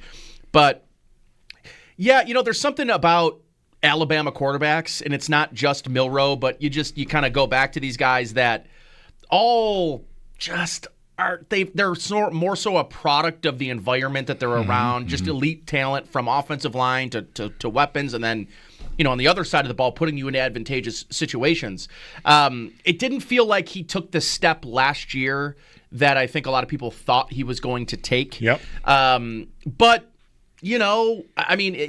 to me, I think Lamar Jackson's done a lot for the league in terms of these younger quarterbacks that maybe right out of the gate aren't viewed as this polished passer, but have just absolutely elite level running ability. And, Justin Fields is probably going to be a starter this year. So I'm sure there are teams that are going to look at him. And I said this on a podcast yesterday. Every year, this happens more so at quarterback than maybe other positions. Every year, there is going to be a coach that looks at somebody in the draft that says, I'm going to get more out of him than he got in That's college. my dude. Right. That's he's got what I need. He's got the stuff I can't teach you. I feel the things he lacks can be taught. Yeah. And there might not be a better example of a guy like that than in this draft. He's got the things, the intangibles that you can't teach. You walk off the bus and he's going to be, you just wonder, to me, Pittsburgh has made the most sense. They've maybe been the most outwardly, talking about him. But, he's going to go to Arthur Smith. Yeah, I'm not. He'd make Tom Brady look mediocre. Yeah. So it's, I don't know. Yeah, I'd be worried about the fit there. Yeah, it's got to be the right spot. I said yesterday, whatever. I'm not, I'm not Dane Brugler. I don't publish the beast. But I watch a fair amount of college football. Milroe, if the Bills needed a quarterback, Milroe would be the guy that I would want them to try to find their way to. And I don't know how early I would want them to do it, but I'd want them to beat everybody else to him. Yeah. Because I think there's a few things, and the reason I made the bet, and the top 16 was greedy, but I was thinking about Penix from last year. Nobody had Penix as a first-round pick, and he went 8th. Yeah. Not 18th, not 28th, but 8th. So I feel like Milroe is... there is an elite trait in the running is elite. Like he is at absolute difference maker at the NFL level talent-wise as far as running goes. He has the big arm. I think the acumen, the processing, I think that's there too. It's just the mechanics are kind of messed up.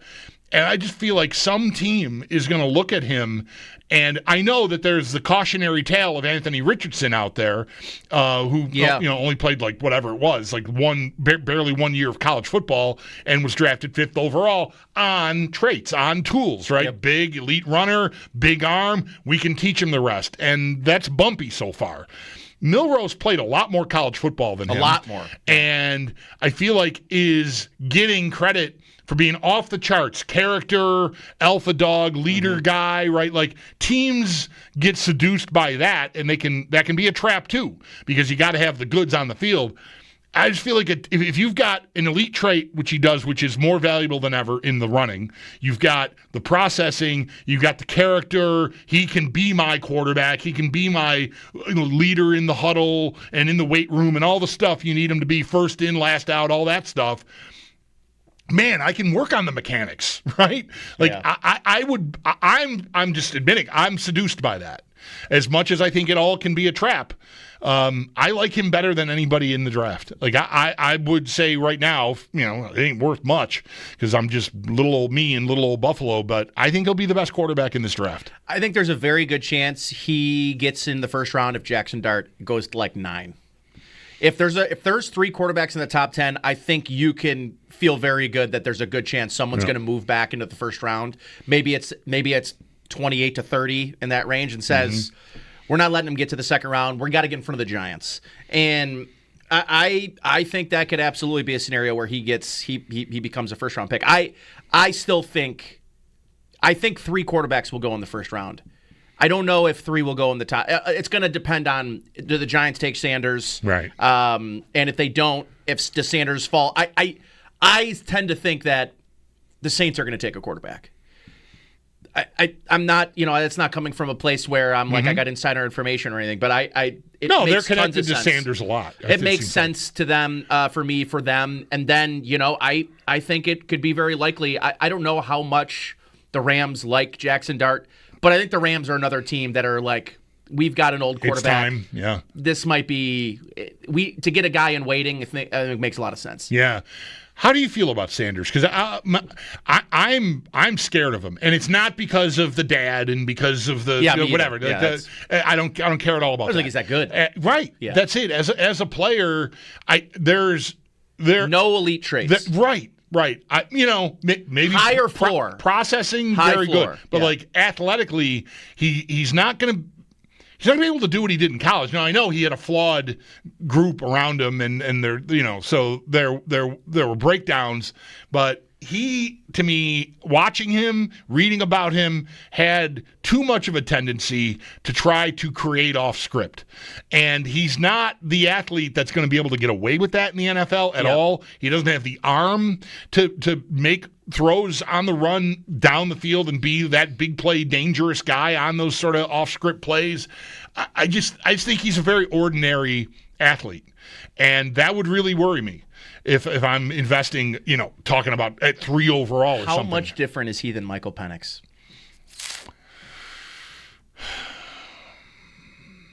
He's been less injured, so that's a plus. Yes. They're probably pretty close. Yeah. Michael Penix is left-handed. That's it. I don't know that there's a lot. The differences might stop there. I mean, not elite level arm strength for Penix. Same thing for Sanders. Had a lottery pick at weapons. He had a lot of Odunze and all the weapons he had. I think they're very similar prospects, and he was an 8th pick last year. The league is the bottom 10 teams in this league that don't have quarterbacks have proven time and time again that they are intoxicated with the idea of taking a quarterback in the first round. Well, you know what I think works more to maybe it works both ways. It's certainly to the team's advantage and maybe these quarterbacks' advantage as far as where they're going to get picked anyway. But it'll cut deeply on the player end of things here when I make the full point here, and it is just this that. I don't know, 15 years ago, 10 years ago, picking a quarterback in the first round and missing on him was going to set your franchise back 3 years because you were going to give it as much time as you need to. The big financial commitment was there, and like that's it. I got to make this work, and if I don't, I'm getting fired. So let's just stay on track here. Give him another year.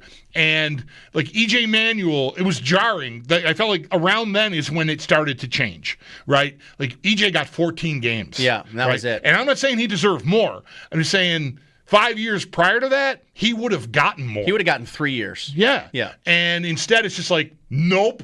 So if you need a quarterback and you don't feel like it's going to set you back years, like you can move on quickly, then try it. Yeah, because I don't know. None of us have to be right about any of this, right? So if a team like Shadur Sanders in the top 5, try him. And you're now if it's the Giants, they're getting fired if it doesn't work. Look at the Falcons. But you take your shot and then just make sure you don't stay married to that for too long. Everybody railed against the Falcons for taking Penix after signing Kirk Cousins to the deal that they did. They look smart as hell. They didn't have a quarterback. So they went out, they addressed it in free agency, got themselves a guy that has a proven track record of being a top 14 player in the league at the position. 14 is a number. But then it's like, well, he stinks. All right, well, then we'll just go with the guy we just drafted 8th overall. Right. And now, like, they kind of look smart for that when for a month and a half after the draft, from draft day on, it was like, what are these guys doing?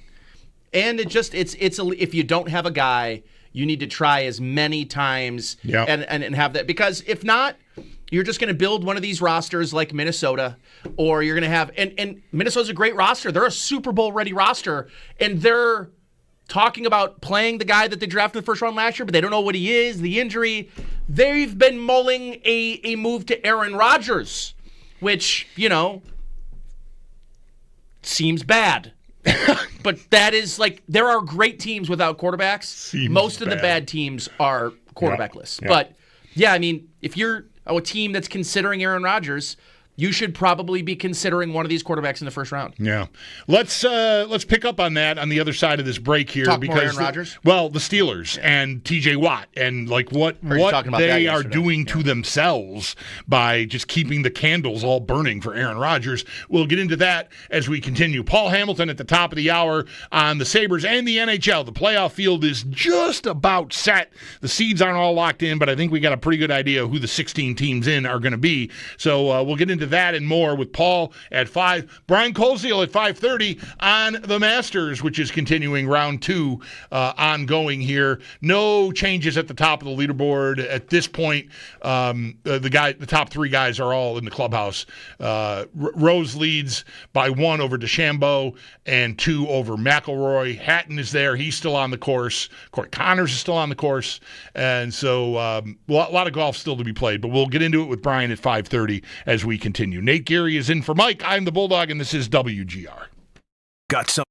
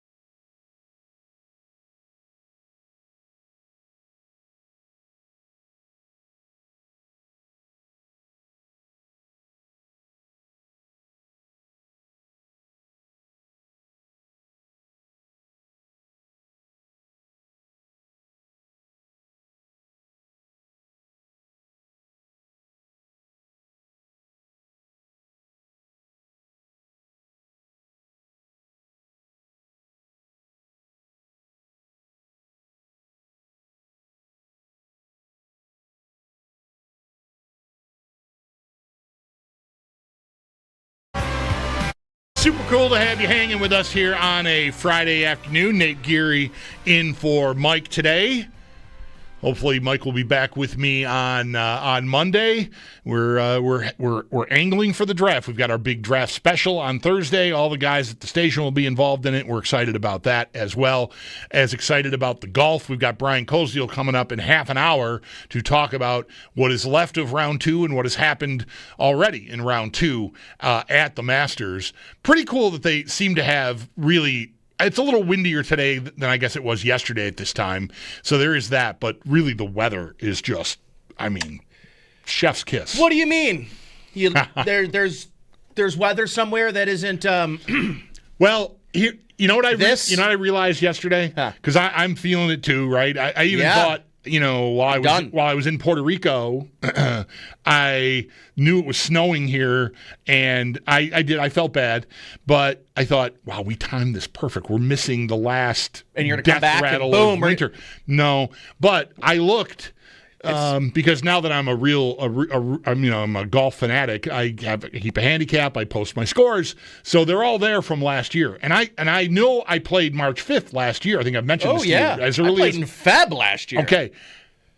But by this time last year, there was a big gap from March 5th to like mid-April. There was not a lot happening there for me. I played one other time between now and the middle of April last year. So I guess I'm kind of okay. Like we all get impatient about it, right? Yep. We want to get out there. And once you do, like I've played at Delaware a couple of times. Owen has played probably 10 times. He gets out of here at 10 in the morning and just goes. And it's a great golf schedule. It's a nice day. Yeah. He'll go play. So, but we're not behind.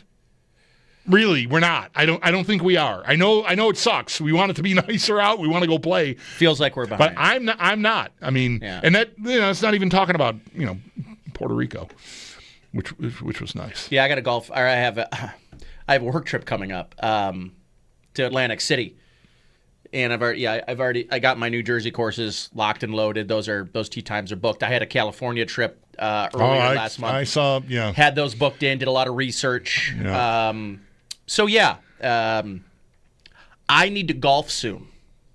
May 5th. We will. May 5th, which is under a month away, is the Buffalo District Golf 2-man, which I'm in with a buddy. Mm-hmm. And I feel like I'm going to need to play some golf before then. Sure. Because it's I paid for it and I'd like to do okay. Yeah. Last year I couldn't move because I slipped a disc in my remember neck. this. Yeah. And they basically a mummy out there trying to hit. Basically, my message to repeat from yesterday is just if you're impatient, I get it. I am Scotty too. Make that? But we are not. He made it. Oh, my gosh.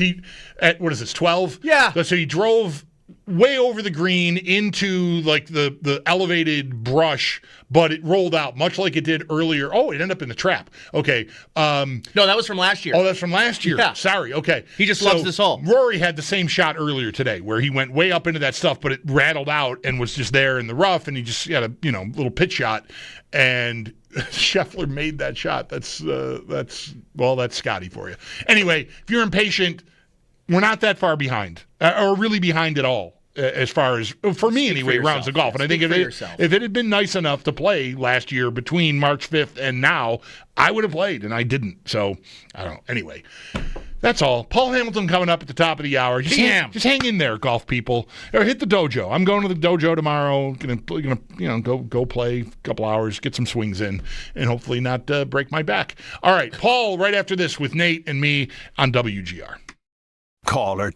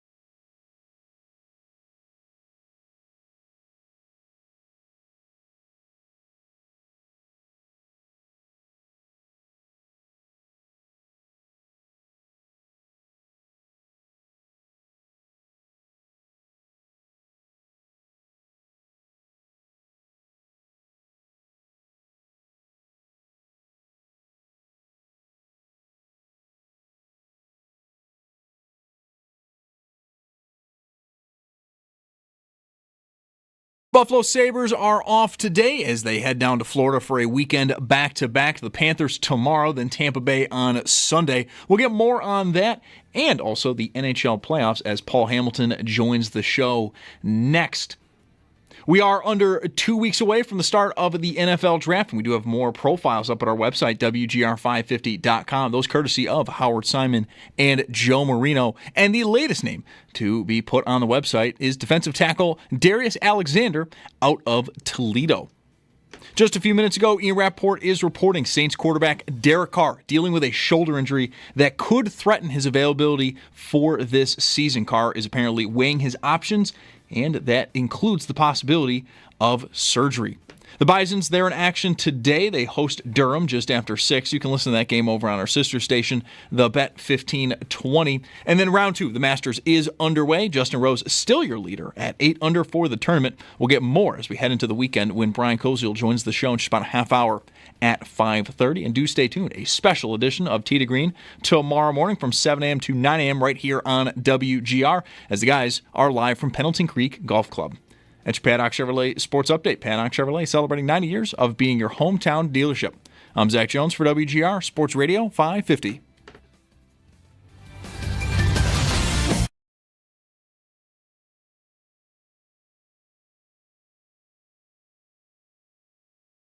Hamilton going to each other and Sawinski fights into it. We have to fight. With Mike Schopp and the Bulldog. Snodcheck was just totaled by an Iowa State player against the board. I think it was by Hamilton. On WGR. Really a pretty unnecessary hit by Hamilton. Hamilton is still awfully mad. He's being held back. Number 17, Paul Hamilton. 2 minutes for charging, 5 minutes for fighting, and a misconduct. Sports Radio 550. All right, good to have you with us here on this Friday afternoon. Nate Geary in for Mike. I am the Bulldog, Paul Hamilton, who I am also sure has got like 6 monitors up in his home watching the Masters because he's such a golf fanatic. Paul just can't get enough golf. Paul joining us now on the West Her hotline. What's going on, Paul? How are you? I'm kidding about the golf. I'd be watching what you guys. I thought you guys would be watching Hallmark movies, so I figured that's what we were all watching. So that's what I've been watching. You would assume by the mood Bulldog's been in since the start of the show that he's been watching a lot of Hallmark, but no, it's golf. I'm not even sure what to really do with any of that. You know where I want to start? I feel like we almost never talk about Alex Tuck. I know you wrote about him this week, Paul, and the block shots, like his all-around game, and just what an excellent year he's had. And I've not really thought there was some chatter about maybe, he's going in next year's the last year of the deal for him. Maybe there was some interest. I'm sure there was on the trade market. I was never eager for the Sabres to really explore that and part with this player. What do you think a next contract looks like for Alex Tuck? Like, he's a $7 million player at this point, you think? I've always felt they should explore it because of what we talked about this week. The intangibles that he brings. 34 goals is great, but it's the extra. It's the NHL leading 6 shorthanded goals. It's the NHL leading steals by forwards. It's the NHL leading block shots by forward. And it's almost an NHL record. He's 5 away from a record. Those types of things that he does, and the stealing. I have never seen a player that can steal the puck the way he does. He sneaks up on guys, and they don't even know he's there, and he's got the puck, and he's gone. And very often turns it into a goal or a pass for a goal to somebody else. That's how he gets a lot of his shorthanded goals. It's just, plus the leadership part of it, too. And I think a lot of it is sentimental. A lot of fans, you got to give him 8 for 8. The money doesn't really, I don't care about right now. It's the 8. He's 29 years old.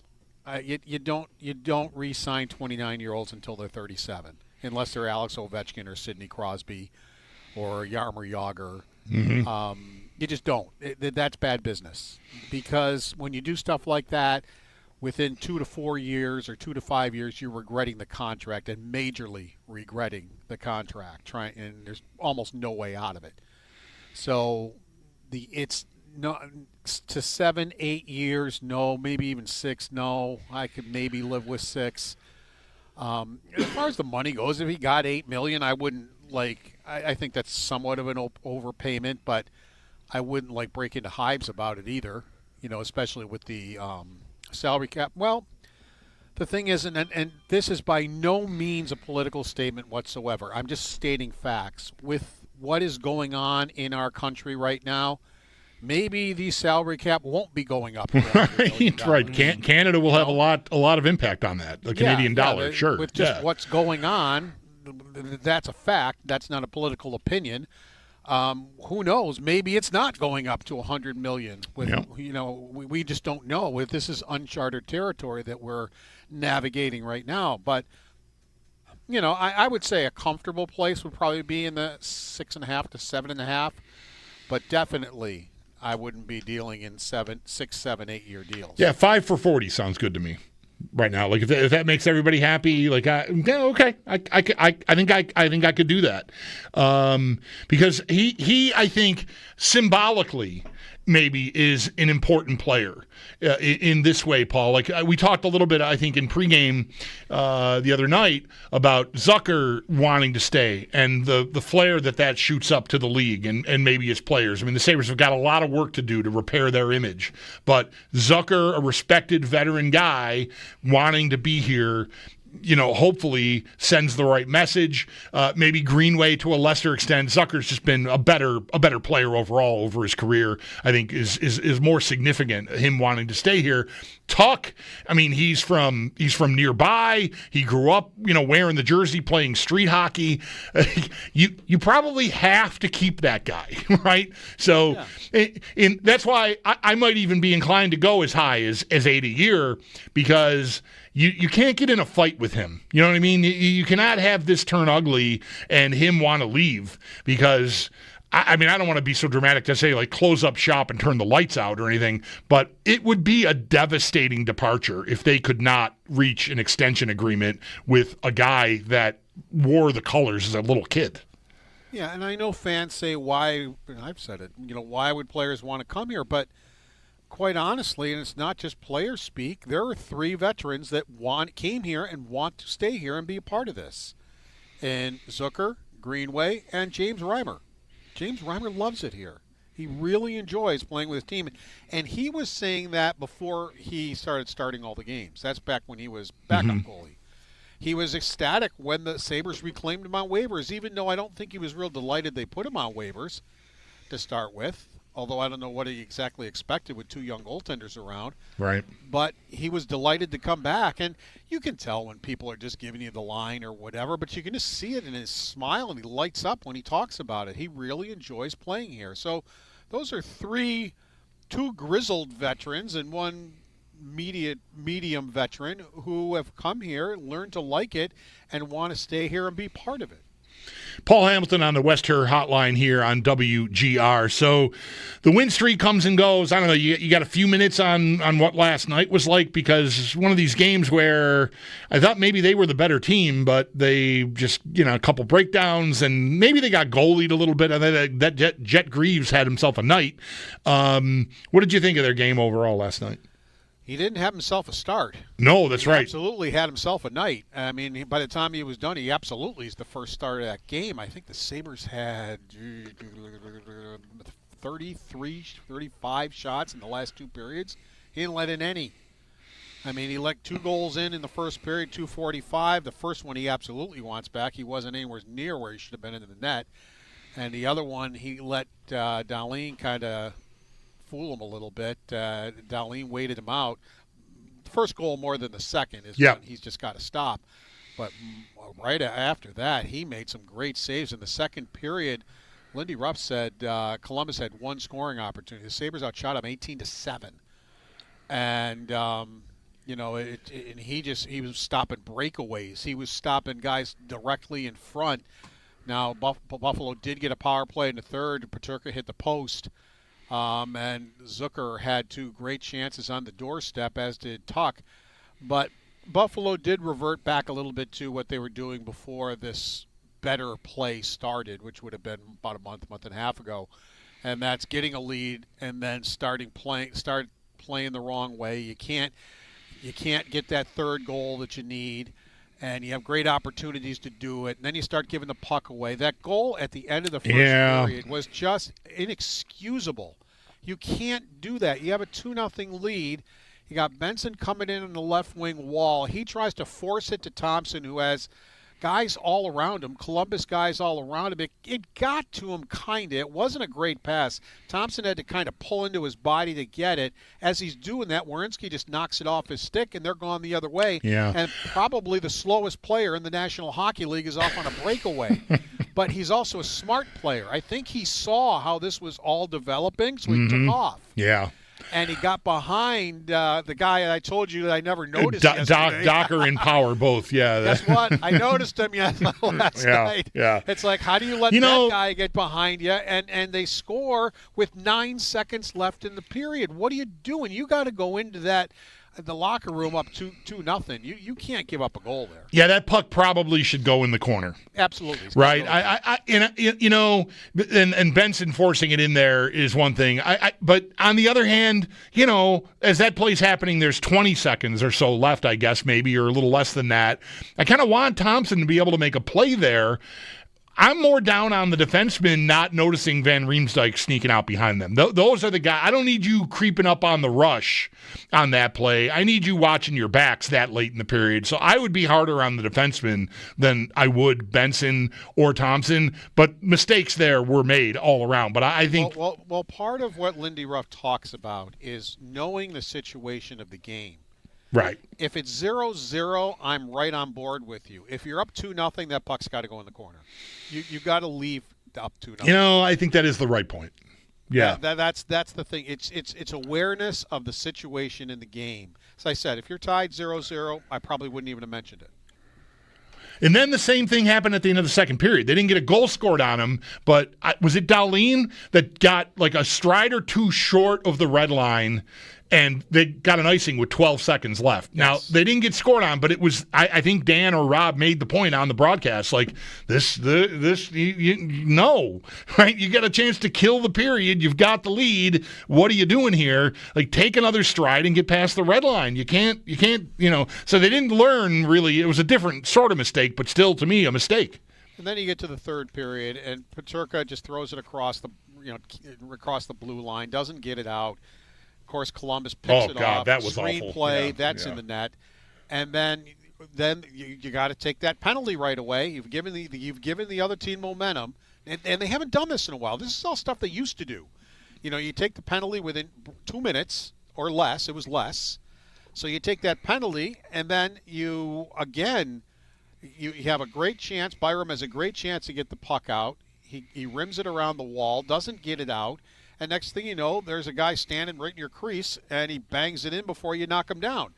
And now you're behind. And that was the recipe that they used all year long until, the last month and a half. And it was all self-inflicted. And, you wind up losing the hockey game. And as I said, they had plenty of chances to tie it, be ahead 3-0, be ahead 3-1. They didn't take advantage of those chances, but there was just too many dumb plays that they had kind of gotten out of their game that crept in for this one game. Paul, we're just about set with the playoff fields in both conferences. I mean, there are still 4 teams technically alive in the East. They all have 79 points, which makes them 8 points behind Montreal. So, I mean, good luck. Math says someone could still catch them, but I doubt it happens. So I think we've got our field there. There could be some fluctuation in the seeds at some point, especially at the top of the Atlantic still. I don't know. There's 3 points separating Toronto, Tampa, and Florida, so maybe they're going to end up where they are. Same in the West. Calgary mathematically has a chance, but I don't know that they'll catch St. Louis, although the Blues have played 2 more games than them, so maybe. I don't know. Who do you like? I mean, we know who the good teams have been all year long. Do you have a handful of favorites? Do you think it's wide open? Like, do you think a 7 or 8 seed could win the Cup, or do you think it's pretty top-heavy? I don't think it's wide open, and the Caps. I'm still not a believer in the Caps. Maybe Florida, Tampa, Toronto, Washington, Carolina would all have a shot at it, but I'm still looking at the Dallas Stars like I was last year. Yeah. I think, especially now that they got Rantanen and They have the goaltending, pull it off. Unfortunately, they're going to have to open against Colorado probably, and that's not good. And that's where this playoff system is flawed, where Colorado has to play Dallas. Florida probably will have to play Tampa Bay. They'll be good series, but you don't want them in the first round. I am still, Bulldog, or both of you rather, I don't really know if you're aware what the NBA does, but this is what the NHL should do. They do play-ins. Right. Where you have the top 10 there. First of all, 7 plays 8. Either 7 and 8 are open. So then 7 plays 8, and the winner is in the 7th spot. And then 9 plays 10, loser is out, and then winner plays the loser of the first game. And then they get the 8th spot. It just gives you 3 more games of revenue, which the NHL needs a lot more than the NBA does. Could you imagine here in Buffalo if they got in a playoff, just a play-in game? Right. Just a play-in game. A game with a stake. Whoa! A stake. What a concept. Where people could go down to that arena, and it would sell out. Just a play-in game. And I love the fact that they do that. It just keeps interest going. You got Ottawa and Montreal in, but fighting for 9 and 10. You got Columbus, Rangers, Red Wings, Islanders, all within 2 points. The Sabres are kind of right there if they were to win out, which isn't impossible right now. I mean, we wouldn't be saying it's over, and I just think it stimulates more interest. But more than that, it's 3 more games of revenue for your league, and Bettman wants nothing to do with it. Surprise, surprise, I guess, right? Thief of joy. Yeah. I'm with you on Dallas. In particular, though, you mentioned that first-round matchup with Colorado, and that's, again, it's not locked in, but I'd be stunned if we don't end up there. There was a big game last night between Dallas and Winnipeg, and Dallas got eaten up there, so they could have made a move on the top spot and avoided Colorado, but they didn't get it done. Heiskanen being back is a huge factor for them. And I don't know, the coach could just be playing coy, but all along here it's been, we really don't know if he's going to be back in time for the playoffs. And that's Dahlin not being available for the biggest games you're going to play against, of course, a monster of a team in Colorado. So that's a big deal. Well, coaches they don't want to be pinned down anymore, because as soon as that date comes up, all of a sudden the media is crucifying them because the guy's not back. So coaches do not give you dates anymore. They do exactly what that coach does. The coach here does it. Everybody does it because, everybody just says, well, wait a minute. You said so-and-so is supposed to be back today. He's Right. not back. You're a liar. And they're just like, all right, you know what? We just will. When he gets back, we'll let you know when he's in the lineup. Right. I'm with you on Washington. Like, I don't know. It depends. Right now it's tracking they'll play Montreal.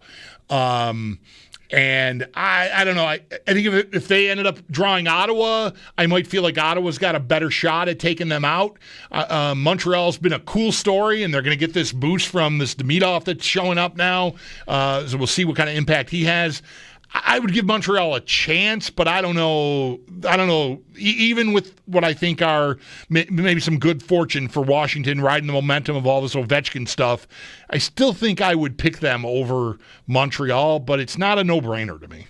I'd be shocked if they got a boost from this kid. He's not Gretzky. I mean, they had the number 1 overall pick, and he's just barely starting to make a dent now. What was that, 3 years ago that he got drafted? And probably shouldn't have been with the Canadians right off the bat, because he didn't play well at all, so I don't think he's going to be. But on the other hand, I would not ignore Montreal. I would not pick them, but I would not be surprised if they won the series either, just because they've been red hot for a while. I mean, for a long while. And they just seem to be able to win games when they have to. And they're in a 6-game winning streak now. So, and that's not their first winning streak of the year. So, as I said, I wouldn't pick them. But if Washington's ripe to be beaten, Montreal, I think, has the possibility. Of course, their goaltending has to get hot. Right. And, I'm not sold on their goaltending. But if it does, watch out for the Canadians. All right, Paul, 4 games left, right? What do we got? Florida, Tampa, and then home for Toronto and Philly. Do I got the order right? Yep. Mm-hmm. Yeah. Another year, Paul. Can you barely believe it, or are you just numb? It's just, it goes so fast.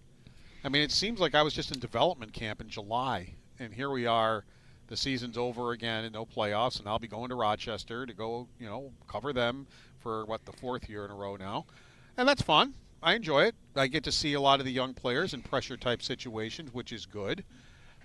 But that's basically all I'm watching is the younger players play AHL playoff hockey. All right, Paul. Well, thanks for this. Busy weekend for you with the games, 6 o'clock tomorrow and Sunday.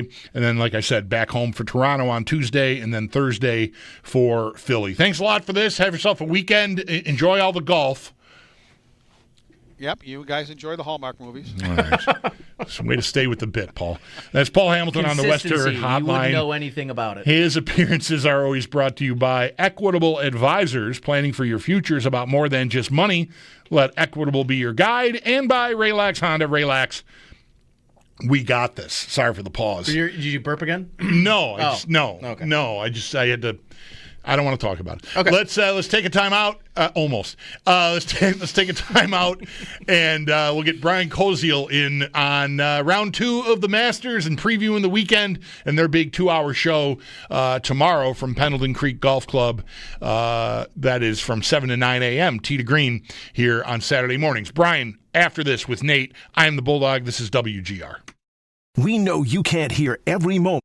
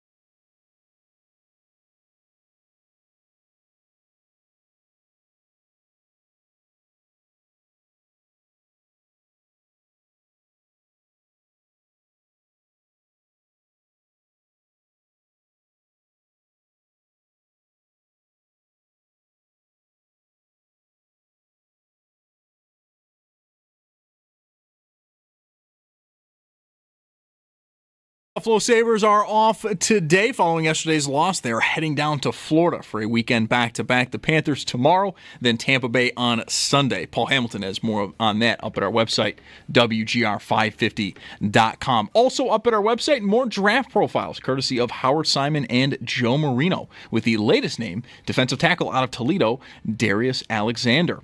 And the Saints could be in some quarterback trouble. Ian Rappaport is reporting that Derek Carr is dealing with a shoulder injury that could threaten his availability for this season. Carr is weighing his options, one of those including the possibility of surgery. The Bisons are in action today. They are at home against Durham. That game's going to get going just after 6, so that's in just about a half hour. You can listen to that over on our sister station, The Bet 1520. And round 2 of the Masters is quickly approaching to wrap up. Justin Rose still your leader, 8 under for the tournament. We're going to get more on that. And as we head into the weekend, coming up next is Brian Koziel will join the show. And do stay tuned, a special edition of Tee to Green tomorrow right here on WGR from 7 a.m. to 9 a.m. from Pendleton Creek Golf Club. That's Paddock Chevrolet Sports Headlines. Paddock Chevrolet celebrating 90 years of being your hometown dealership. I'm Zach Jones for WGR Sports Radio 550.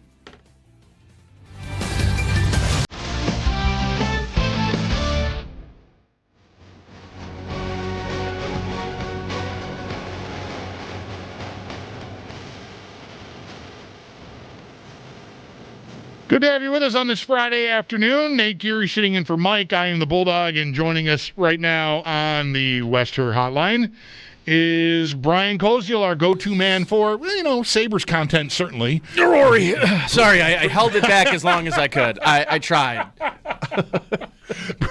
Brian Koziel, who at this time yesterday, together with me, annihilated Rory McIlroy's first round.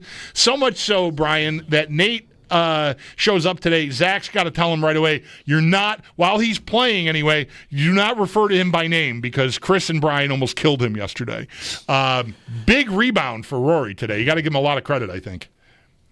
For sure. He must have been listening to our segment and gotten cocky and played the next holes in those fashion. No, it was a really, really good recovery from him yesterday. I mean, playing essentially perfect golf through 14 holes when we were speaking, and then finished with a couple of double bogeys.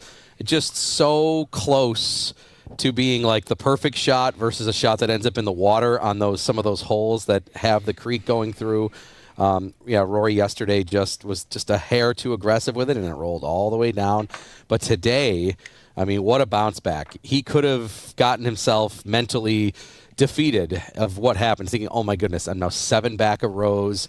I threw it away at the end, and now he plays off perfect, flawless round, including an eagle on the 13th hole to shoot that 66. Really, really impressive. I think he took advantage of the draw in the sense that normally I would think most players, if weather is not a factor, playing the late round in round 1 and the early round in round 2 isn't necessarily ideal because you don't have a lot of recovery time, you don't have a lot of rest time. And if you are looking to maybe make some sort of adjustment, that sort of thing, you don't have as much time. Whereas you'd want to play early on Thursday and then late on Friday to have that. But right now, I think late on Friday, for whatever wind issues there are, it's picked up a little here down the stretch, and I think it's playing really, really hard. So I think McIlroy's taking advantage of that. We saw Scheffler just go into the water. Everybody looked like he hit a perfect shot, and the wind caught it to be a little bit short. He went in. Now, he got back up and down to save par, so kudos for him for recovering. But I think Rory's ability to just come right back out after what happened at the end of yesterday, fire that 66, and he took advantage of what I think maybe is a slight better half of the draw with how the wind is playing out here this afternoon. Brian, I want to ask you, right a few moments ago, we saw Bernard Langer bogey 18 and essentially just missed the cut. How, to you, I mean, this is his last Masters, still right now playing at a really high level on the Champions Tour. It's crazy. I mean, he's 14 months removed from a torn Achilles tendon. He was playing that year competitively. Talk a little bit about a guy maybe not a lot of people my age are going to, have a lot of core Bernard Langer, memories. But for him to go out there, be with a shot, basically be, after 35 holes, a chance to see the weekend. How impressed were you just with him and Freddie Couples, frankly, and their longevity in the game and kind of what he means to the game as a whole? Yeah, I mean, in terms of European players that kind of vaulted the game to be really globally known here statewide, I think he's in that mix. Probably he and Sevi Ballesteros and Nick Faldo and Jose Maria Olazabal, that group, I think that was had a lot of success in the 80s, into the 90s on the PGA Tour. Like when I was just old enough to pay attention to golf, that he was kind of in that mix right there, late 80s, early 90s. So, definitely one of the legends, a two-time Masters champion. If you've been paying attention to what he does on the Champions Tour, you know that he's dominating. He's been the player of the year on the Champions Tour, I think 7 times, maybe 10 times. Pretty amazing. Yeah, he's been a 10-time PGA Champions Tour player of the year. 08, 09, 10, 14, 15, 16, 17, 18, 20, 21, and he was the rookie of the year on the Champions Tour in 2008. So he's carried it over there and been tremendous, but to come off of that injury, pretty wild. He's been good in Ryder Cups in the 90s and late 80s too. So, yeah, one of the big names. And you mentioned Couples. He has to birdie 18, I believe, if he's going to have a chance to make the cut. Couples just so popular. Even for a player that probably, as you mentioned, maybe guys your age, you didn't get to see him in his heyday. Everybody knows Freddie Couples. Everybody loves Freddie Couples. He's one of the most popular players in the world and probably the most smoothest swing still. It's butter. It's butter to watch his swing. It's amazing. I watch him. I don't go searching for, as much of a golf freak as I've turned into here in the last few years, I don't go searching for YouTube videos and stuff.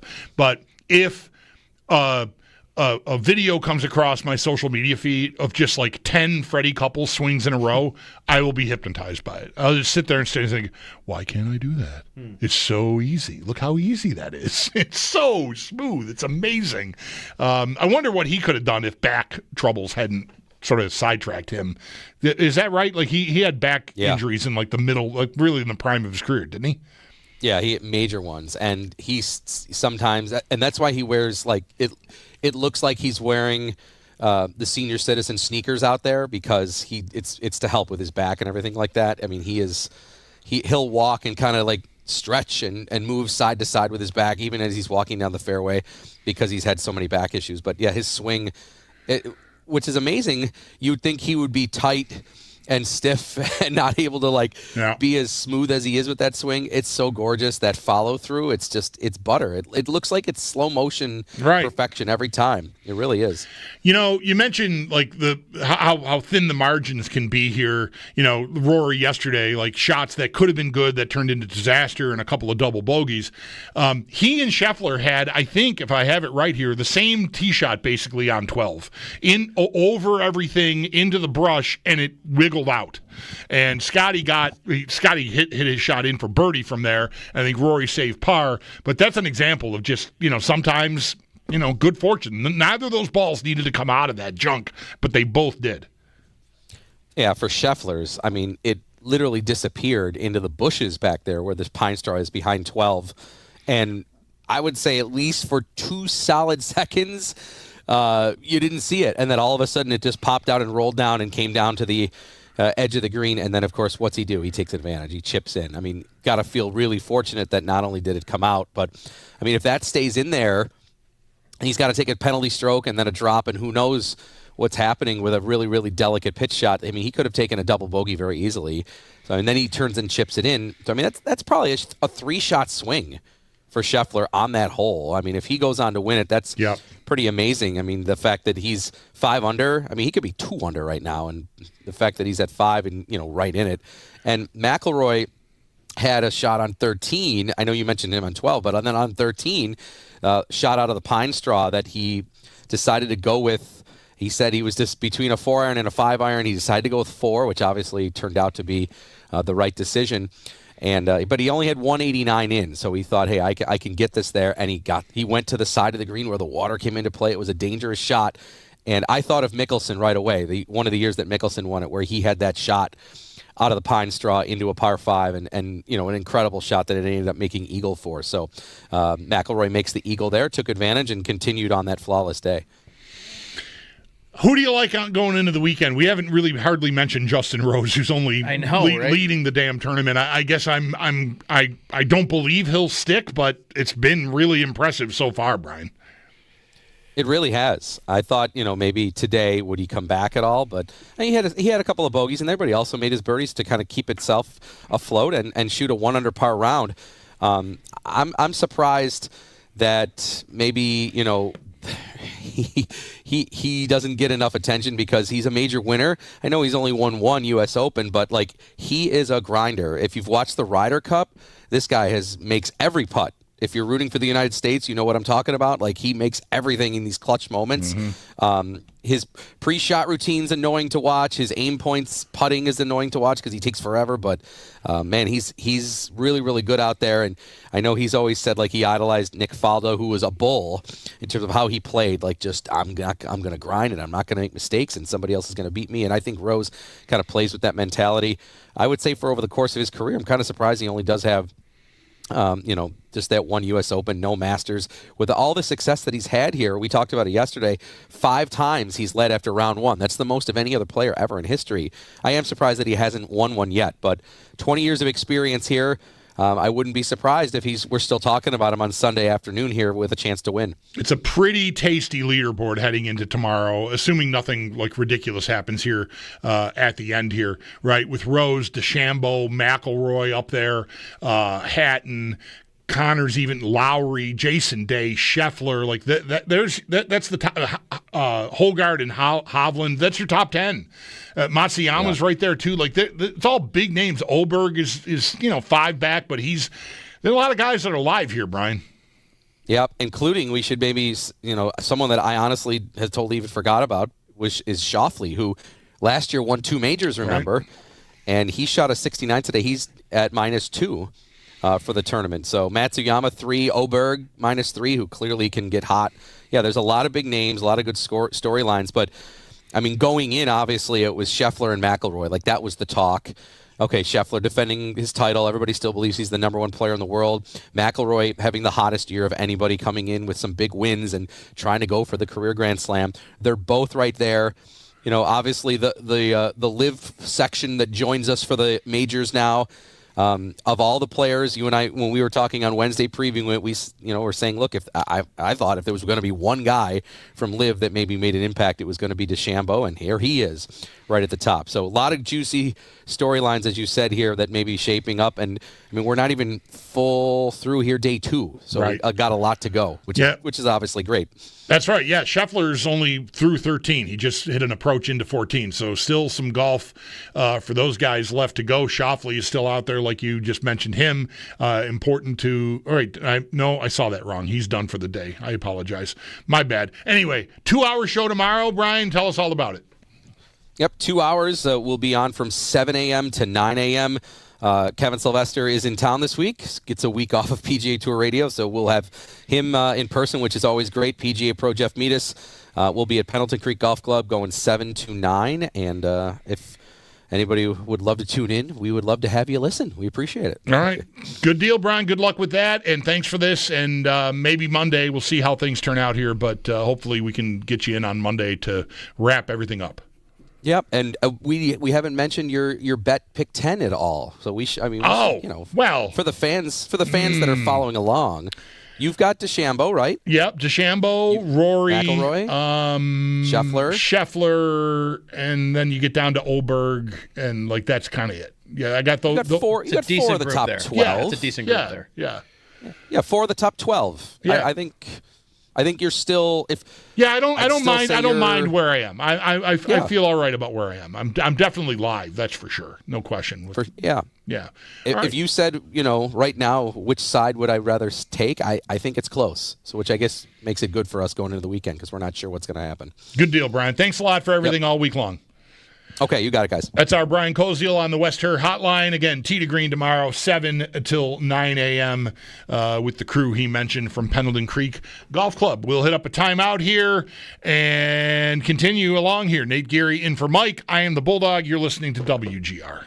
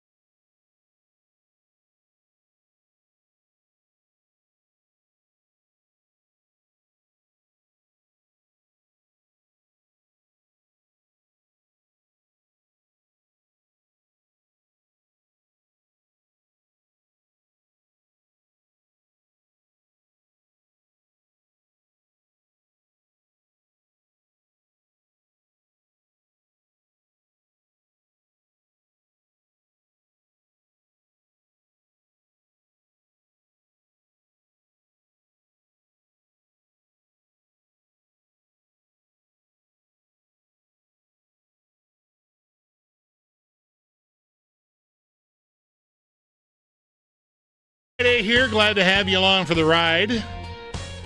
I am the Bulldog. Nate Geary's been filling in for Mike today. Glad to have him alongside. I was bummed out yesterday to see Penn State's hockey season end. They were our last. They were our last horse in the NCAA hockey tournament. Last horse in the race. With anybody that Owen had played with or that we knew of. At least I think so. I haven't scoured the rosters. I'm pretty sure I'd know if there was someone at BU. And Western Michigan, I'm not positive. But Dylan Lugris has been a regular at Penn State for... Geez, I should have looked. I'm not sure if he might be done playing now. But he captained the Nichols team that Owen was on in 1920 and went on, played like a year of junior hockey and then went to Penn State, one of these mid-season ads, and has been a regular in the lineup ever since. And so we were really pulling for them and him. Tough break, man. That Western Michigan-Denver game, the first national semifinal last night, went double overtime. So you've got BU and Penn State waiting to play. I think their puck drop was supposed to be like 8:50 p.m. And I don't know how delayed it was, but it had to be delayed by a lot because double overtime, intermissions, everything just took forever for that first game to end. So, I mean, both teams had to deal with it, so it's not an excuse for Penn State I'm making, but just tough break. Imagine, I'm thinking that's unfolding, and I'm thinking of how nervous I'd get about games, and to be in the Frozen Four, the national semifinal. I'm thinking of Lugris' dad, who I hung out with a good amount when they were together at Nichols, and just waiting for this game. Can't wait for this game. Oh, great. It's going to be 2 hours later than we thought. Oh, no, I'm fine over here. Really. No stress whatsoever. But tough one. But congrats to him and them, Penn State, first time ever in the Frozen Four. And if that is the end of the line, college-wise for Lugris, man, hell of a ride. That guy worked his ass off to get to the college level. His skating needed a lot of work, and he did it and got there, and man, cheers to him.